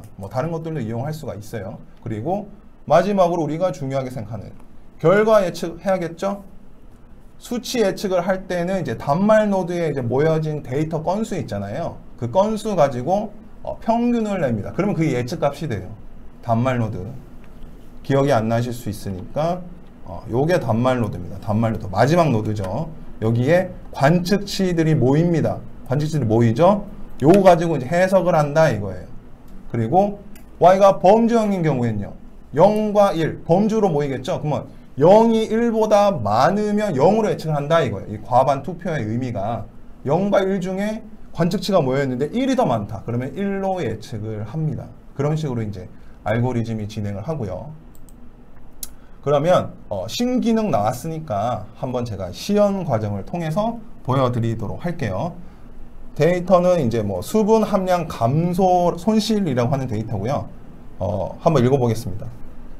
이전자 연구소에서는 목표 성분인 즉 Y값이죠. Y값이 수분 함량 손실이라고 했을 때 어떤 조건에서 변하는지 연구하고자 한대요. 그러면 우리가 의사결정 나무 즉 카트를 통해서 수분 함량 손실 정도를 높이거나 낮추는 이런 조건들, 이건 분석자가 선택을 해야겠죠. 이거를 높이는 값을 찾고 싶을 수도 있고 낮추는 값을 찾고 싶을 수도 있잖아요. 이런 것들은 이제 분석자가 정해야 되는 거고, 이런 것들은 우리가 찾아줄 수 있다고요. 밑에 카트 가지고. 그러면 그리고 우리가 회귀 분석에서 확인하는 것처럼 그럼 Y에 유의미한 영향을 미치는 요인은 뭐가 있을까? 이런 것들도 확인 가능합니다. 신기능 카트 메인 탭으로 좀 넘어가 보도록 할게요. 넘어가 보시면은 여기 이제 데이터가 크게 뭐 중요하진 않은데, 여기 보시면은 지금 데이터 혼재되어 있습니다. 혼재. 지금 연속형 데이터하고 범주형 데이터가 다 이제 혼재되어 있는 걸 확인을 하실 수가 있어요. 그리고 여기서 보면은 워크시트 설명 정보를 보시면 여기 보면 C2 탱크라고 하는 변수가 이제 결측치가 굉장히 많은 걸 확인할 수가 있습니다. 근데 일반적인 통계라고 하면 이제 관측치가 다 날아가겠죠. 그러면 정보의 손실이 있는데 이럼에도 불구하고 카트는 그런 걸 신경 쓰지 않습니다. 통계 분석에 가셔서 예측 분석 그리고 카트 회귀로 갑니다. 다시 한번 할게요. 통계 분석, 예측 분석 그리고 카트 회귀. 우리가 알고 싶은 게 연속형 값인 목표 수분 함량 감소예요. 그래서 이제 회귀로 가시고 반응 변수에 목표값 넣어주시고 반응 변수 목표값인 수분 함량 손실 계량형 예측 변수 이렇게 쭈루룩 해서 넣어주시고 범정 예측 변수에도 이제 쭈루룩 넣어보겠습니다. 지금 이걸 하기 위해서 전혀 아무것도 하지 않았습니다. 뭐 정규분포를 본다든지. 근데 검증을 하기 위해서 아까 그 박병훈 팀장님께서 말씀하셨지만 K접기 교차 검증을 가지고 진행을 해보겠습니다. 확인 눌러보면은 확인. 이렇게 이제 결과가 나오는데요. 목표 값이 이제 Y가 수치형 값이다 보니까 R제곱을 제공해 줍니다. 굉장히 높은 R제곱 나와 있죠? 0.9, 그러니까 92%를 설명할 수 있는 좋은 모형이 만들어졌습니다. 근데 우리가 이제 트리를 확인해 보는데 이제 트리가 좀 상대적으로 복잡해요. 여기서 이제 제가 화면을 잠깐 좀 키워보면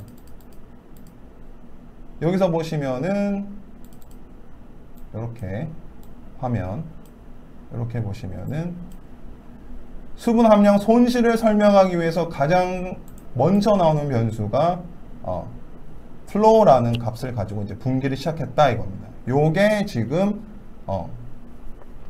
뿌리 노드가 되는 거예요. 근데 지금 여기 보시면 19노드 카트라고 되어 있죠. 우리가 의사결정을 내릴 수 있는 종류의 수가 19개가 있다는 거예요. 19가지의 공정 레시피를 적용할 수 있다 이겁니다. 그리고 여기서 이제 해석하는 과정을 좀 보면은 학습한 결과와 검정한 결과 값이 R제곱 차이가 크지 않죠? 요거 보시면은 크게 차이가 안 난다. 즉 과적합시키지도 않았고 과소적합시키지도 않았다라는 걸 확인할 수가 있습니다. 여기서 중요한 건 변수명은 아니고 우리가 실제로 적용했을 때 가장 중요한 변수가 여기서는 볼륨이라고 하는 변수인데 100점 기준으로 해서 나온다는 거예요. 상대적으로. 그리고 우리가 연속형 데이터를 볼 때 이제 산점도 같은 걸 찍어 보는데 학습과 검증에서 지금 Y값이 가지는 정도가 비슷하죠? 이런 것들을 가지고 내가 모형을 잘 만들었구나 라고 이제 확인을 하실 수가 있는 겁니다. 여기서 보시면은 여기 트리가 사실은 굉장히 많아요. 우리가 디시전 트리를 해볼 때 가지치기라는 걸 하거든요. 내가 19개가 너무 많아. 난 조금만 적게 하고 싶어. 라고 생각을 해볼 때 여기 보시면 대립 트리 선택이라고 있습니다.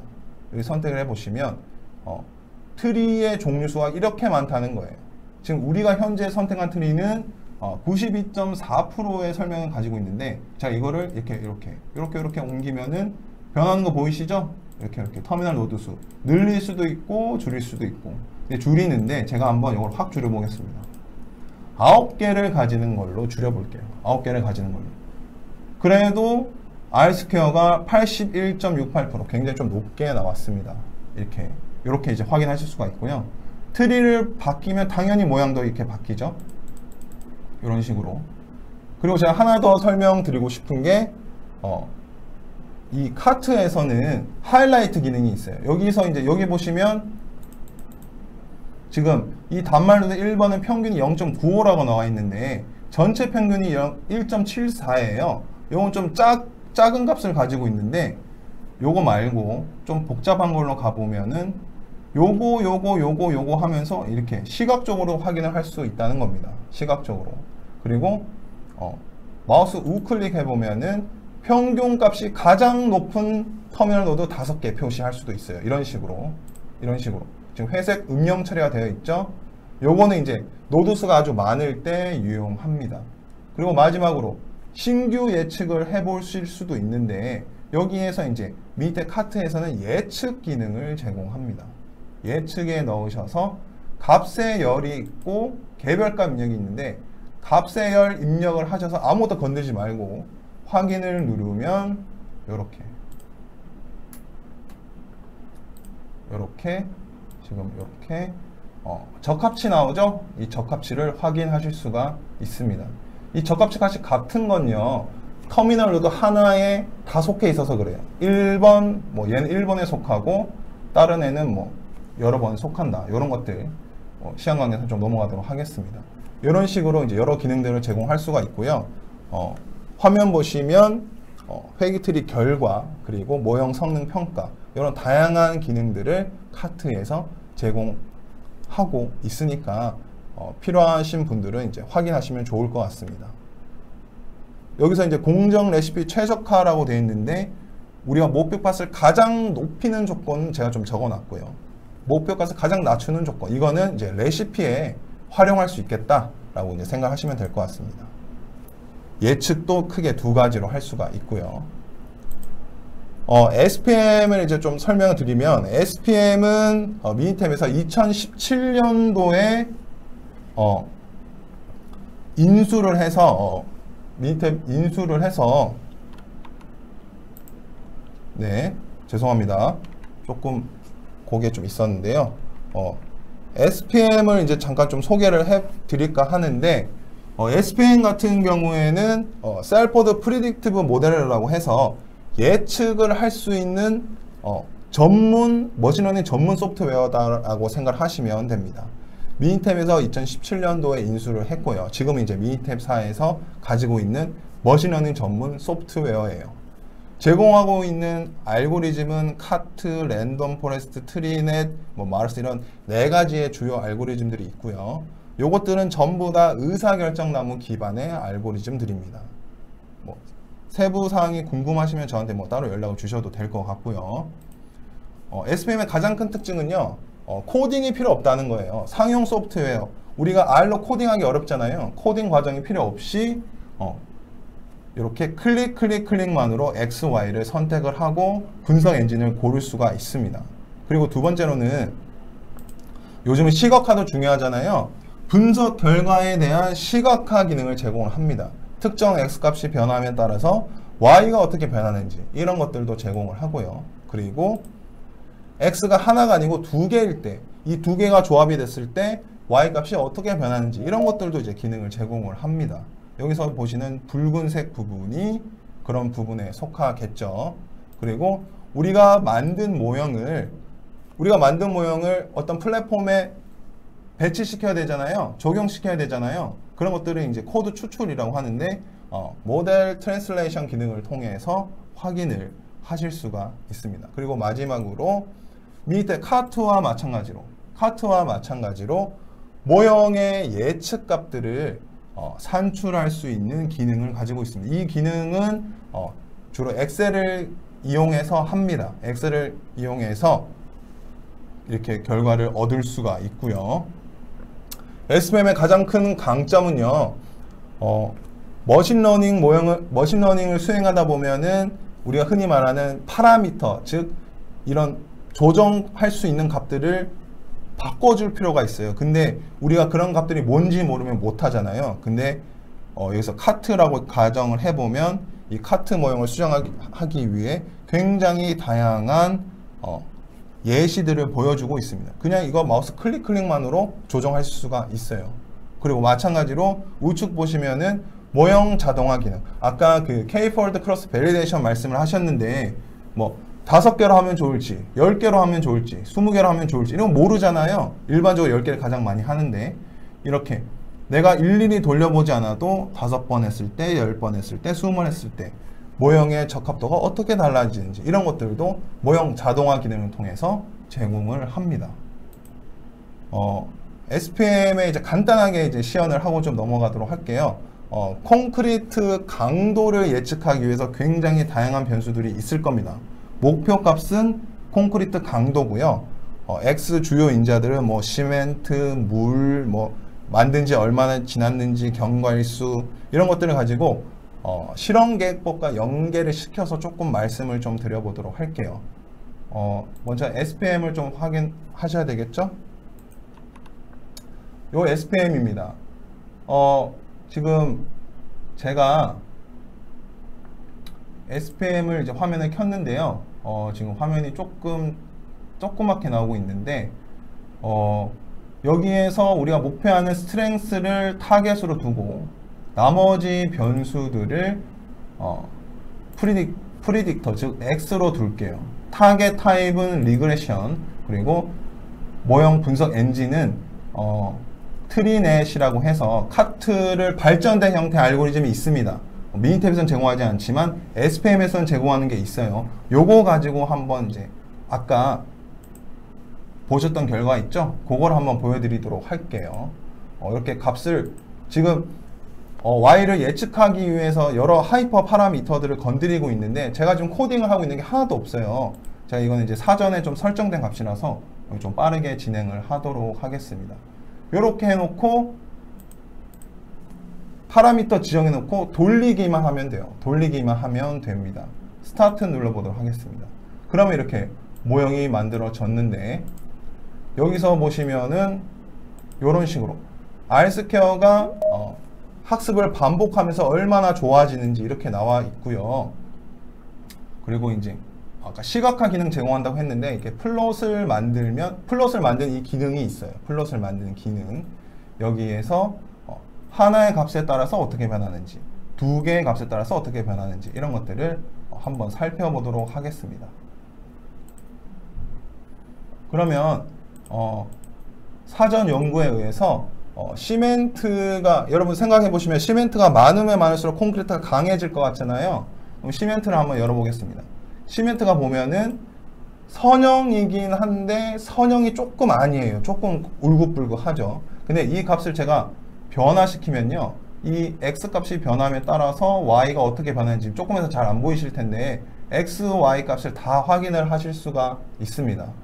그리고 우리가 시멘트와 물을 혼합해서 y를 예측하고자 한다면, 그렇다면 여기서 워터 시멘트를 더블 클릭하셔서 이런 결과, 아까 이 화면 보셨죠? 근데 이렇게 하면 확인이 조금 힘들단 말이에요. 여기서 이렇게 정리를 해주면은 우리가 물을 150 정도 주면서 시멘트를 500 정도 줬더니 최적의 결과를 얻을 수가 있더라. 그러니까 가장 높이는 망대 특성의 결과를 얻을 수가 있더라라는 의사결정을 도와줄 수 있다는 겁니다. SPM 가지고. 우리가 흔히 실험계획법과 연계해서 생각해 보면 우리가 어떤 인자를 정하고 인자에 대한 수준을 정해야 되는데 여기서 우리가 실험해 보기 전에 모르잖아요. 어쨌든 그 결과를 수집을 해서 우리가 나중에 실험계획법에 연계를 시킬 때 물은 500에서 한 300 정도 시멘트는 500에서 300 정도 주고 물은 50에서 200 정도 가지고 이제 실험을 해볼 수 있는 이 머신러닝 결과를 가지고 통계 분석을 연계시킬 수 있는 이런 과정들을 SPM 가지고 확인 가능하다는 겁니다. 여기서 이제 다시 좀 화면을 보시면은 이런 결과들이 제가 이제 나중에 배포 자료를 보내드릴 때 제가 간단하게 정리해 놨으니까요. 확인을 해 보시면 SPM이 내 의사결정을 하는 데 있어서 머신러닝 적용하는 데 있어서 얼마나 많은 도움을 줄 수 있는지를 확인하실 수 있을 것 같습니다. 지금 SPM의 핵심 기능이죠.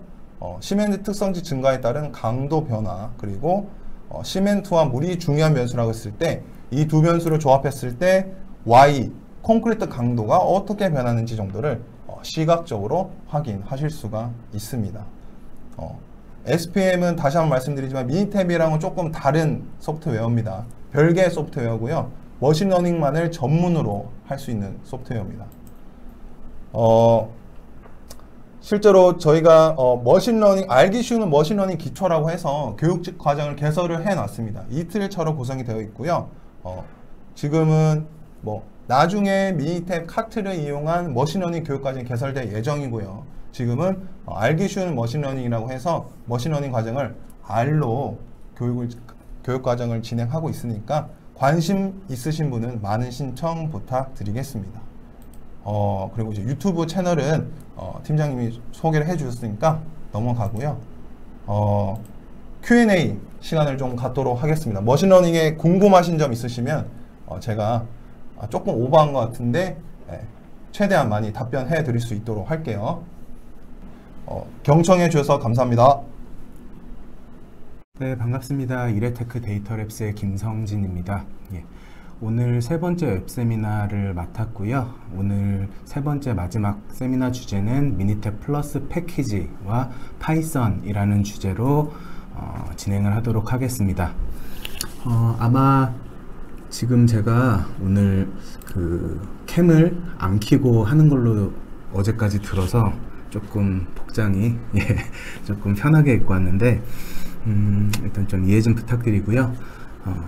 아마 저희 이레테크를 아시는 분들은 LG 쪽에서 다 뭐 많이 아시고 있을 텐데 대부분의 임직원들이 미니탭을 이레테크는 미니탭을 판매하고 뭐 교육하고 뭐 컨설팅 이런 것을 하는 회사라고 알고 있을 겁니다. 하지만 저희 이레테크는 이런 판매 교육 말고도 다양한 관련 사업을 하고 있습니다.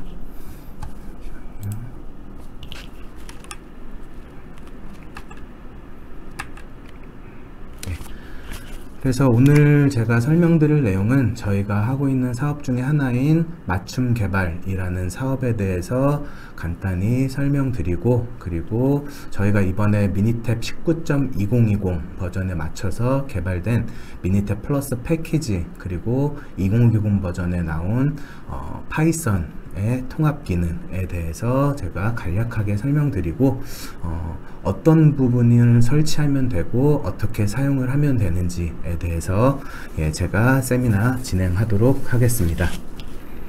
그러면 지금 보시는 화면과 같이 저희 이레테크 데이터랩스 사업 중에 하나인 맞춤 개발이라는 사업에 대해서 간략하게 그 화면으로 정리한 건데요. 지금 보시면 미니탭의 분석 기능을 사용자의 요구에 맞춰 재구성하고, 그리고 그것을 다양한 응용 프로그램에서 활용할 수 있도록 개발하는 것을 저희는 맞춤 개발이라고 얘기하고 있습니다. 저희 맞춤 개발의 기술은 그 마이크로소프트에서 제공하는 컴이라는 기능을 이용해서 저희 미니탭에 있는 기능을 원하는 기능만 뽑아서 분석 기능을 새롭게 구성해서 라이브러리 또는 별도의 분석 프로그램으로 저희는 개발을 하고 있습니다. 보시는 화면과 같이 이런 C샵이나 비주얼 베이직이나 파이썬이나 이런 언어를 분석 모듈을 개발할 땐 쓰고 있고요. 이제 화면이나 UI 쪽을 개발할 때는 이거 외에 자바나 PHP나 여러 언어를 사용하고 있습니다. 저희의 일반적인 XI 업체랑 다른 점을 말씀드린다면 저희는 단순히 개발적인 관점만 가지고 개발하지 않습니다. 예, 저희 내부 이런 개발 임직원은 대부분 개발자 그리고 이런 통계 분석에 대한 전문가로 구성이 되어 있기 때문에 개발적인 관점과 이런 통계 분석적인 관점 두 가지를 합쳐서 저희는 개발을 하기 때문에 조금 더 신뢰도 있는 이런 분석 시스템을 만들 수가 있습니다. 시간이 길지 않기 때문에 앞에서 조금 시간이 지연된 것 같더라고요. 그래서 제가 소개는 간략하게만 하고 실제 내용에 대해서 제가 조금 설명을 드리도록 하겠습니다. 지금 보는 것처럼 저희 커스텀 디벨롭먼트 쪽에서는 맞춤 개발에서는 엑셀 애드인의 방식이나 아니면 미니탭 메뉴 추가하는 방식, 또 미니탭 어플리케이션 애드인이라고 해서 사내 ERP나 QMS나 MES 이런 쪽에 미니탭을 분석 엔진으로 사용해서 저희가 기능 추가를 하고 있고요. 또 웹에서도 독립형 웹 데이터베이스가 따로 있는 분석 시스템을 구축하는 것도 가능하고, 내부에 있는 이런 웹 사내 포탈이나 이런 쪽에서도 미니탭을 분석 엔진으로 사용해서 스케줄링된 자동화 분석 시스템을 만들 수도 있고요. 웹에서 클릭해서 원하는 분석을 커스터마이징하여 분석을 진행할 수가 있습니다. 그러면 오늘 실제 주제인 미니탭 플러스 패키지에 대해서 먼저 설명을 드리도록 하겠습니다. 저희가 이번 미니탭 19.2020 버전이 나오면서 저희가 발맞춰서 같이 미니탭 플러스 패키지라는 제품을 내놨습니다. 이 제품은 판매하는 건 아니고요. 미니탭 19 버전을 사용할 수 있는 고객분들은 무상으로 저희 회사 홈페이지에 들어와서 다운로드 받아서 사용을 할 수가 있습니다. 그래서 지금 제가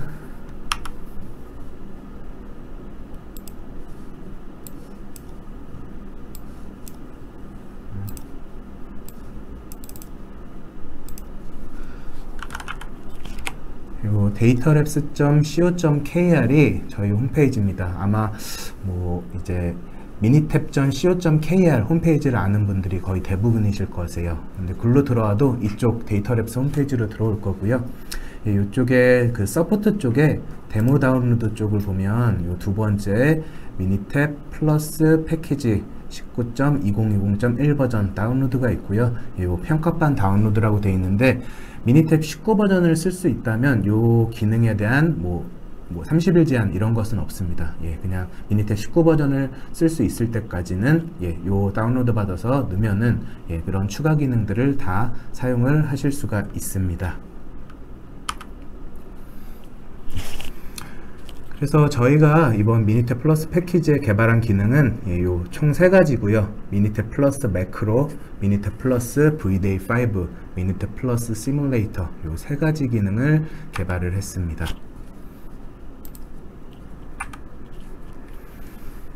이렇게 다운로드 받으시면 되고요.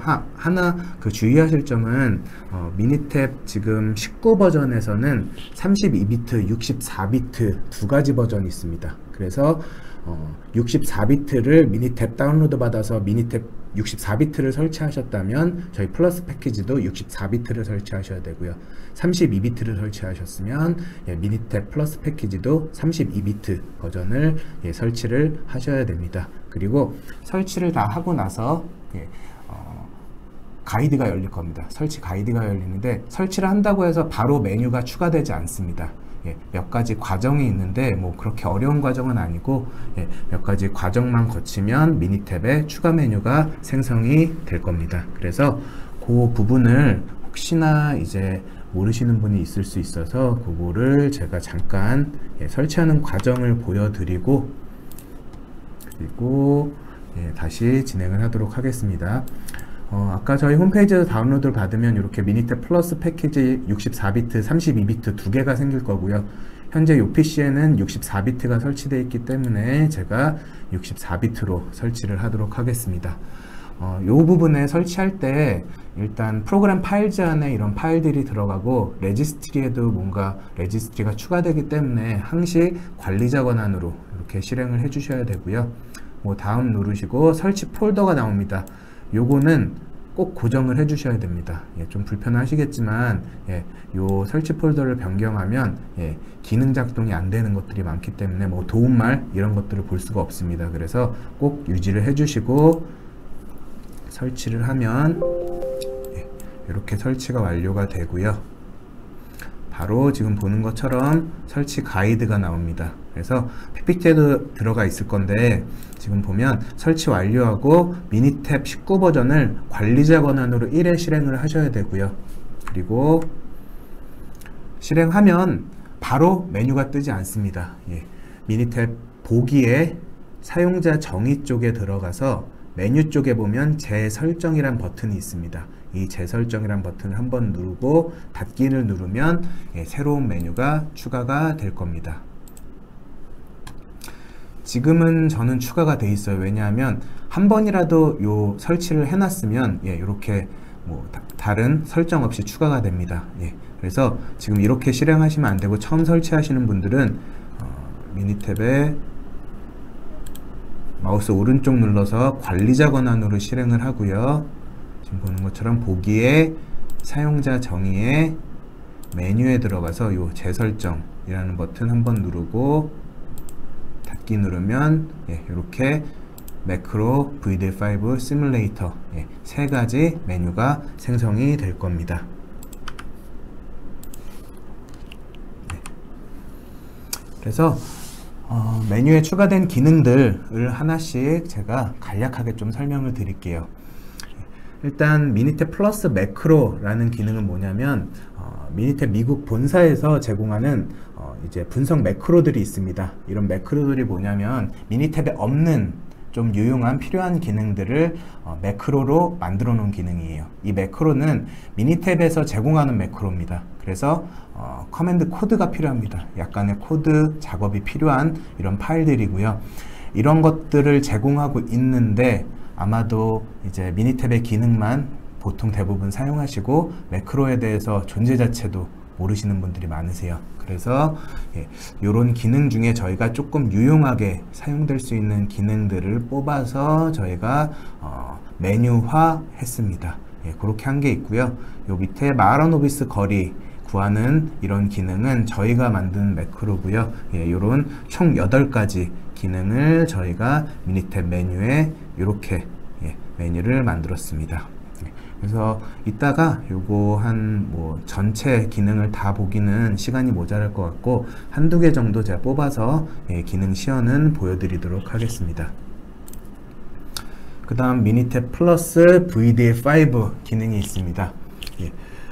요거는 그 독일 자동차 산업협회에서 측정 시스템 능력 평가를 위해서 2011년 7월에 발행된 VD5 절차서 2판을 참고해서 만든 기능이고요. 측정 시스템 분석 기능 중에 일부를 저희가 이렇게 4가지 기능을 미니탭 메뉴화를 했습니다. 예, 요걸 만들 때 저희가 매크로로 만들었고요. 그 매크로를 메뉴화해서 클릭해서 사용자는 어떤 커맨드 입력 없이 그냥 클릭만으로 분석할 수 있게 만들었습니다. 뭐 이제 자동차 쪽에 아마 LG전자 쪽에서도 알고 있는데 자동차 쪽에 어떤 부품을 납품하는 이런 부서 쪽에서는 아마 유럽 쪽에 납품을 하게 된다면 이런 미니탭에 있는 측정 시스템 분석 기능이 아닌 VD5 기준의 측정 시스템 분석 기능을 요구할 수도 있습니다. 요거를 저희가 만든 이유도 사실상 작년쯤에 LG 쪽에서 요런 기능들이 필요하다. 그 자동차 독일 쪽 자동차 업체에서 이런 VD5 쪽으로 된 측정 시스템 분석을 요청했다라고 해서 저희가 그것을 좀 받아들여서 만들어 놓은 기능이고요. 지금 현재 개발된 것은 Type 1 Study, Type 4 Study, Type 1 Study and Gauge RNR, Type 4 Study and Gauge RNR 총 4가지 이 기능이 개발이 되었습니다. 그 다음 미니탭 플러스 시뮬레이터 기능입니다. 이 미니탭 플러스 시뮬레이터 기능은 저희가 어떤 분석 기능이라기보다는 통계 교육을 위해서 저희가 개발한 시뮬레이터입니다. 현재는 아쉽게도 기능은 하나밖에 없습니다. 투석기 기능이고요. 뭐 가설 검정이나 실험기법, 품질관리 이런 교육 쪽에 활용될 수 있도록 좀 시뮬레이팅 할 수 있는 저희가 기능을 미니탭에 아예 삽입을 했습니다. 그래서 투석기를 다양한 조건으로 미니탭 내에서 시뮬레이션하고 또 연계되는 건 미니탭에 있는 실험기법 쪽에 그 설계를 하면은 그 설계에 맞게 반응값 Y를 요 측정해서 값을 예측할 수 있는 이런 기능도 투석기 쪽에 들어가 있습니다. 그래서 총 3가지 미니탭 플러스 매크로, 미니탭 플러스 VDA5, 미니탭 플러스 시뮬레이터 3가지 기능을 저희가 미니탭 플러스 패키지라는 명칭으로 개발을 했고요. 요거는 제가 하나씩 지금 미니탭 화면으로 넘어가서 보여드리도록 하겠습니다. 일단 미니탭 플러스 패키지를 설치하면 C드라이브에 프로그램 파일즈 안에 보면 데이터 랩스 폴더가 생기고요. 그 안에 어디셔널 안에 들어가면 미니탭 플러스 패키지 예제가 있습니다. 그래서 열면 이 3가지 이 기능에 대해서 모든 예제가 이 안에 다 들어가 있습니다. 그래서 그것을 보고 조금 사용을 하시면 되고요. 일단 어떤 거를 먼저 해볼까요? 일단 매크로 쪽에서 랩이 제이닝 관리도는 약간 제약 쪽에서 많이 사용되는 기능이고요. 비모수 공정 능력 분석부터 해보도록 하겠습니다. 비모수 공정 능력 분석 예제가 있고요. 누르면 이렇게 미니탭과 똑같은 형태로 메뉴가 나타납니다. 근데 뭐 지금 이렇게 보면 그냥 아시겠지만 요 예제 뭐 규격 하한 상한이 뭔지 모르겠다라고 하시면 도움말 누르면 이렇게 도움말이 뜨고요. 예제에 대한 설명이 들어가 있습니다. 지금 요 예제의 규격 하한은 11, 규격 상한은 17입니다. 그럼 똑같이 데이터열 넣고 규격 상한은 11, 규격 상한은 하한은 11, 상한은 17 넣고 확인 눌러서 분석을 하면 이렇게 비모수 공정능력 분석 결과가 나타납니다. 요거는 이제 경험적 백분위수를 통해서 지금 구한 공정능력 지수고요. 일단 CNPK라는 값을 보면 0.83으로 공정능력이 충분하지 않다라고 평가를 하면 되고요. 저희가 여기서 조금 미니탭 본사 매크로에서 수정한 부분은 뭐냐면 비모수기 때문에 일반적으로 샘플 수가 많아야 됩니다. 근데 본사 쪽에서는 200개로 제한을 두고 있습니다. 그래서 200개 미만일 때 샘플이 그때는 분석이 되지 않게 막아놨는데 이제 저희가 요거를 처음 좀 만들어 놓고 얘기를 하다 보니까 고객분들이 필요하다 200개 미만일 때도 좀 쓰고 싶다 라고 하셔서 요 매크로 쪽에서는 일단은 샘플 수를 저희 제한을 풀었습니다. 그래서 200개 미만이더라도 아마 분석이 될 겁니다. 그런데 아시다시피 샘플 수가 적기 때문에 그렇게 신뢰할 수 있는 결과는 아니라고 할 수가 있습니다. 그래서 이런 비모수 공정능력 분석을 해놨고요. 일단 뭐 상관계수 및 픽값 저장, 이것은 미니탭에서 상관계수를 구하고 그거에 대한 픽값을 구하는 기능은 있어요. 다중으로 구하는 기능도 있는데 그냥 세션에서만 나오고 워크시트에 상관계수와 픽값을 다 저장해주는 이런 기능은 아직 없습니다. 그래서 그 부분에 대해서 저장할 수 있게 저희가 만들어 놓은 기능이고요.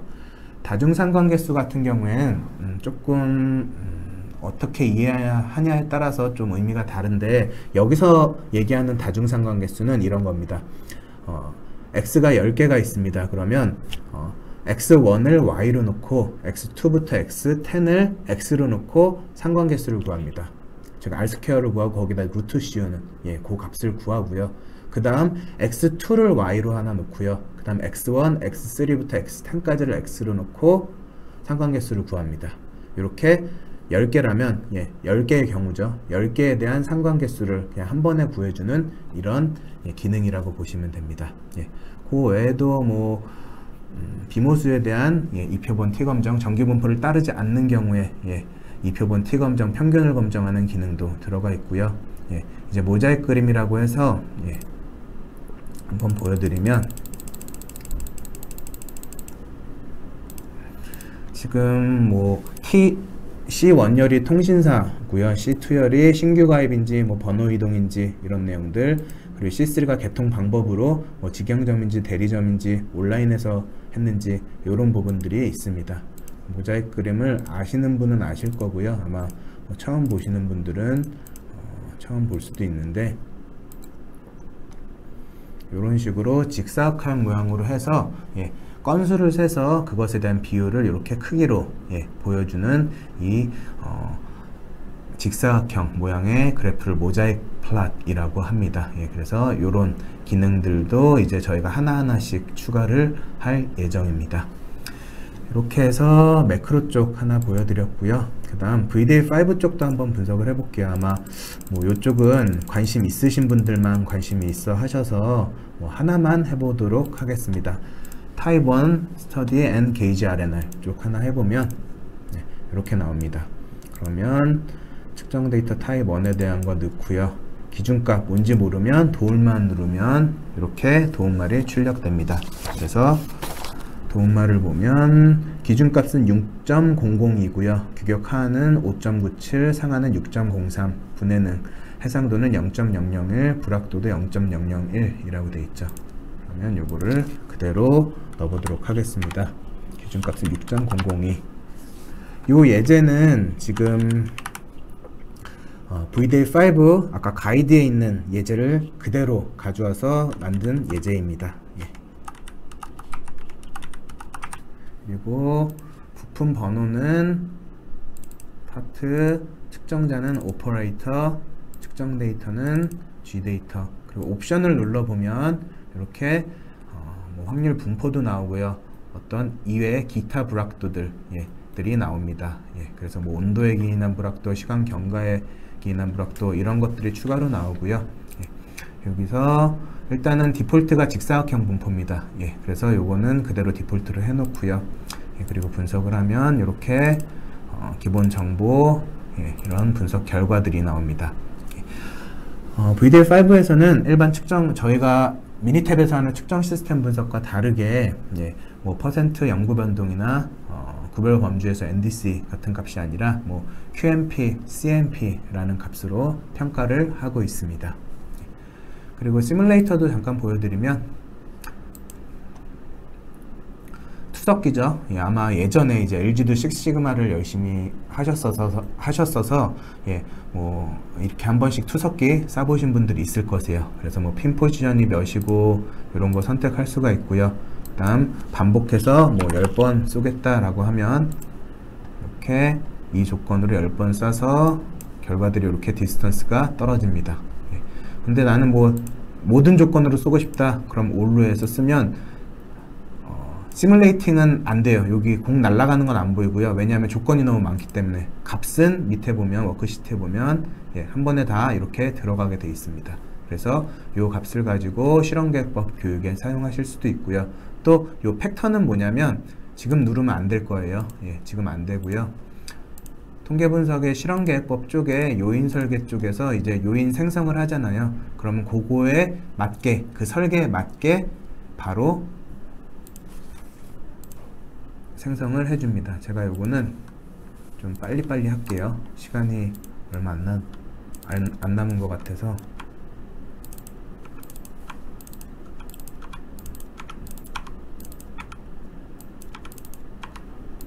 지금 제가 그 요인 코딩 하는데 높음 낮음 이거를 여기서 안 하고 그냥 -1, 2로 코딩 하셔도 되고요. 예. 그냥 이렇게 여기서 코딩을 하셔도 되고 그냥 -1, 1로 코딩하고 이쪽 시뮬레이팅에서 DOE 쪽에서 코딩을 할 수도 있습니다. 예. 그래서 여기서 변경할 수도 있다는 거 알고 계시고요. 여기서 런 누르면 지금 보시면 시뮬레이팅 된 디스턴스 값, 이 조건에 대해서 내가 실험계획법 설계한 조건에 대한 디스턴스 값이 이렇게 떨어집니다. 이렇게 교육에 사용될 수 있는 총 시뮬레이팅 그리고 VDA5 그리고 매크로 총 3가지 기능을 보여드렸습니다. 이렇게 미니탭 플러스 패키지는 어차피 LG전자는 지금 멀티 유저 라이센스를 사용하고 있기 때문에 19버전을 사용하는 고객이라면 다운로드 받아서 바로 설치해서 사용을 할 수가 있습니다. 그렇게 해서 미니탭 플러스 패키지에 대한 내용은 마치도록 하고요. 그 다음은 파이썬에 대한 내용을 설명드리도록 하겠습니다. 미니탭 19.2020.1 버전에서 추가된 기능입니다. 그래서 미니탭 19 버전, 그러니까 2020 버전 말고요. 패치되기 전 버전에서는 기능 지원이 안 됩니다. 그래서 미니탭 19.2020 버전을 사용하셔야지 파이썬 기능을 사용할 수가 있고요. 요구사항이 있습니다. 요구사항은 미니탭 19.2020 64비트에서만 지원을 하고 있고요. 파이썬도 당연히 64비트를 설치하셔야 됩니다. 그래서 파이썬 3.6.1 버전 이상에서만 작동을 합니다. 이 버전에서는 작동하지 않습니다. 그래서 3.6.1 이상 버전을 설치하는 것을 권장드리고요. 제 권장은 최근 파이썬 기능을 보면 3.8X 버전일 거예요. 3.8 버전은 아직까지는 설치 안 하는 것을 권장하고요. 3.6이나 3.7 버전으로 설치해서 사용하는 것을 권장을 하고 있습니다. 그래서 여기 뭐 설치 방법에 대해서 쭉 설명을 해놨는데요. 제가 그냥 화면으로 설치하는 과정을 보여드리도록 하겠습니다. 일단 미니탭을 제가 닫고 python.org 쪽에 들어가면 파이썬 파일을 다운로드 받을 수 있고요. 제가 알기로 LG 쪽에서도 파이썬 R 교육을 지금 전사적으로 하고 있는 것으로 알고 있고 아마 설치 방법이나 이런 것은 다 알고 계실 거세요. 그래서 제가 설치한 일단 파일을 저는 그래도 잠깐 보여드리겠습니다. 처음에 인스톨 누르면 이렇게 나오고요. 그냥 인스톨 now 누르면 자신이 환경 변수 지정을 해줘야 됩니다. 그래서 뭐 파이썬을 많이 쓰시는 분이 아니라면 그냥 add python to pass 체크를 하시고 인스톨을 진행을 합니다. 그러면 뭐 이렇게 쭉 봐 넘어가면서 파이썬이 PC에 설치가 될 거고요.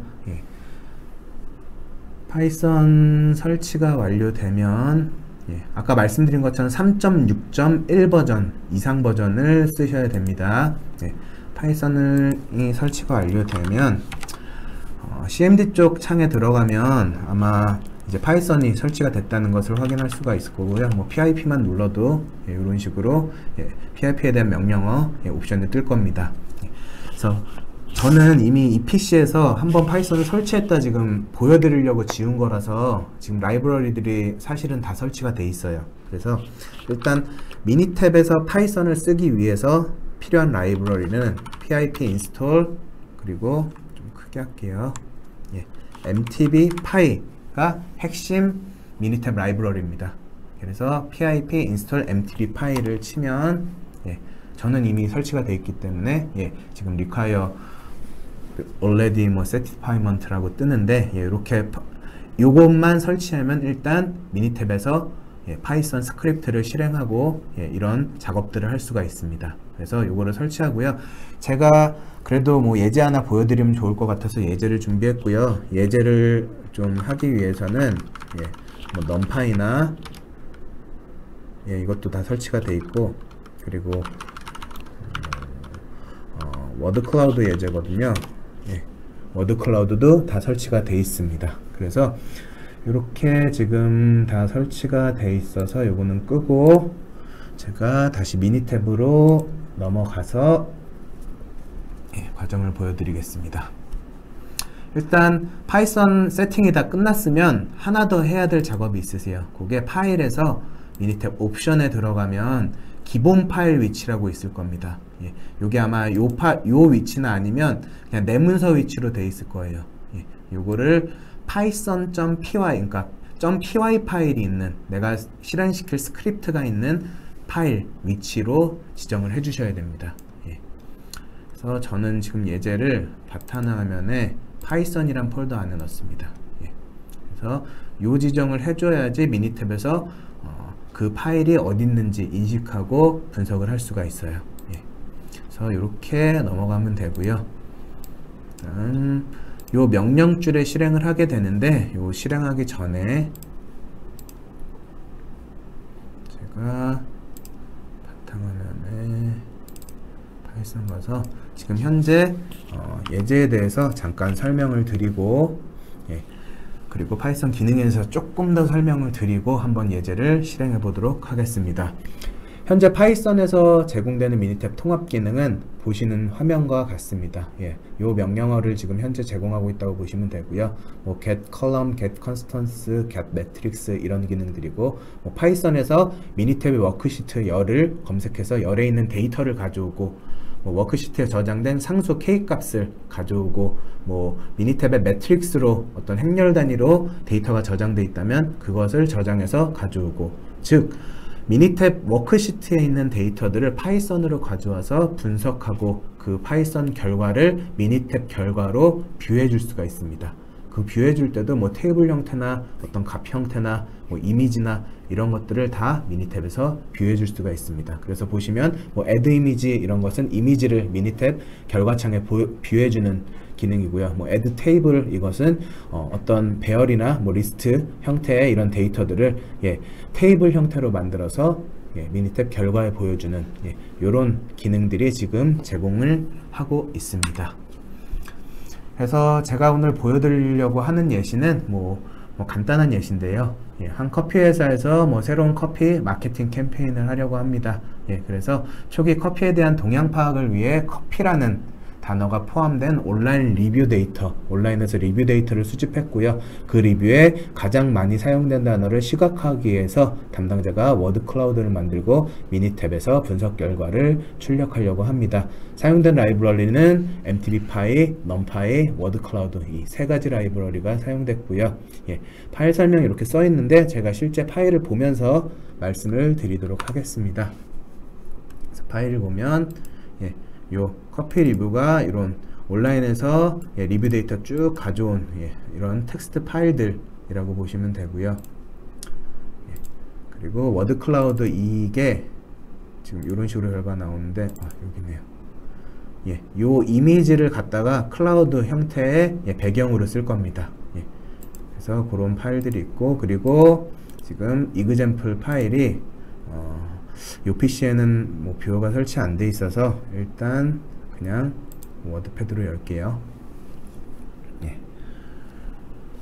이게 지금 스크립트입니다. example.py 파일이 스크립트고, 뭐 from word cloud import에서 쭉 지금 코딩 값이 돼 있죠. 그래서 뭐 maximum word cloud는 몇으로 할 거고 뭐 쭉 돼 있어서 여기가 이제 아마 파이썬 쓰신 분들은 못 보던 이런 명령어일 겁니다. 이게 mtbpy 라이브러리를 설치하면 사용할 수 있는 명령어고요. mtb.mtb_instance 그리고 add image word cloud png.add image를 하겠다 이런 거고, 이쪽에 이제 배열로 워드와 프린커시를 저장해서 그 다음에 테이블 형태로 보여주는 이런 명령어라고 보시면 됩니다.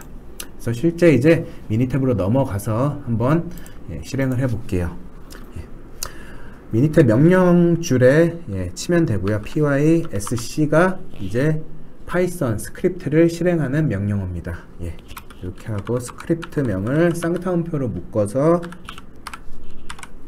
그냥 실행을 하면 됩니다. 그러면 보는 것처럼 아까 그 리뷰, 온라인에서 수집한 리뷰 단어를 쭉 해서 파이썬의 워드 클라우드 라이브러리 기능을 통해서 워드 클라우드 형태로 보여준 요 이미지고요. 지금 보면 뭐 커피나 디스와 커피, 베스트, 컵, 테이스트 이런 단어들이 지금 좀 많이 빈도가 많은 것으로 보여지고요. 밑에 보면 표 형태로도 워드에 보면 와가 4716건, 디스커피가 3360건, 3036건 이런 식으로 표 형태로 지금 보여준 거고요. 이 분석 결과는 말씀드린 것처럼 파이썬 스크립트를 이용해서 분석한 결과입니다. 지금 저희가 추가로 만들고 있는 것은 매뉴얼을 해서 파이썬 기능들을 저희가 만들고 있고요. 이제 저희가 계획하고 있는 것은 머신러닝 쪽, 뭐 이제 미니탭에서 지원이 안 되는 지금 뭐 카트가 들어와 있긴 하지만 지원이 안 되는 뭐 뉴럴 네트워크나 이런 기능들을 저희가 약간 매뉴화해서 파이썬에 있는 라이브러리를 사용해서 매뉴화해서 저희가 만들 계획을 가지고 있습니다. 시간이 조금 짧아서 제가 조금 급하게 빨리빨리 설명을 드렸는데요.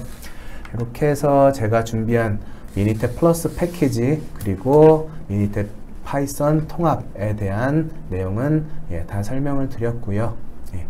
뭐 추가적으로 관련해서 뭐 좀 더 심도 있게 문의하고 싶으신 내용이 있으면 지금 보는 화면 뭐 고객 지원 요청서나 제 메일로 연락을 주시면 되고요. 지금 질문 주실 내용이 있으면 지금 질문 주시면 되겠습니다. Q&A 시간 갖도록 하겠습니다. 이것으로 오늘 준비한 세미나 마치도록 하고요. 총 뭐 미니탭 19.2020 신기능 그리고 미니탭 카트 SPM 소개, 미니탭 플러스 패키지 파이썬 총 3개의 세미나 듣느라고 고생 많으셨습니다. 이것으로 마치겠습니다. 고생하셨습니다.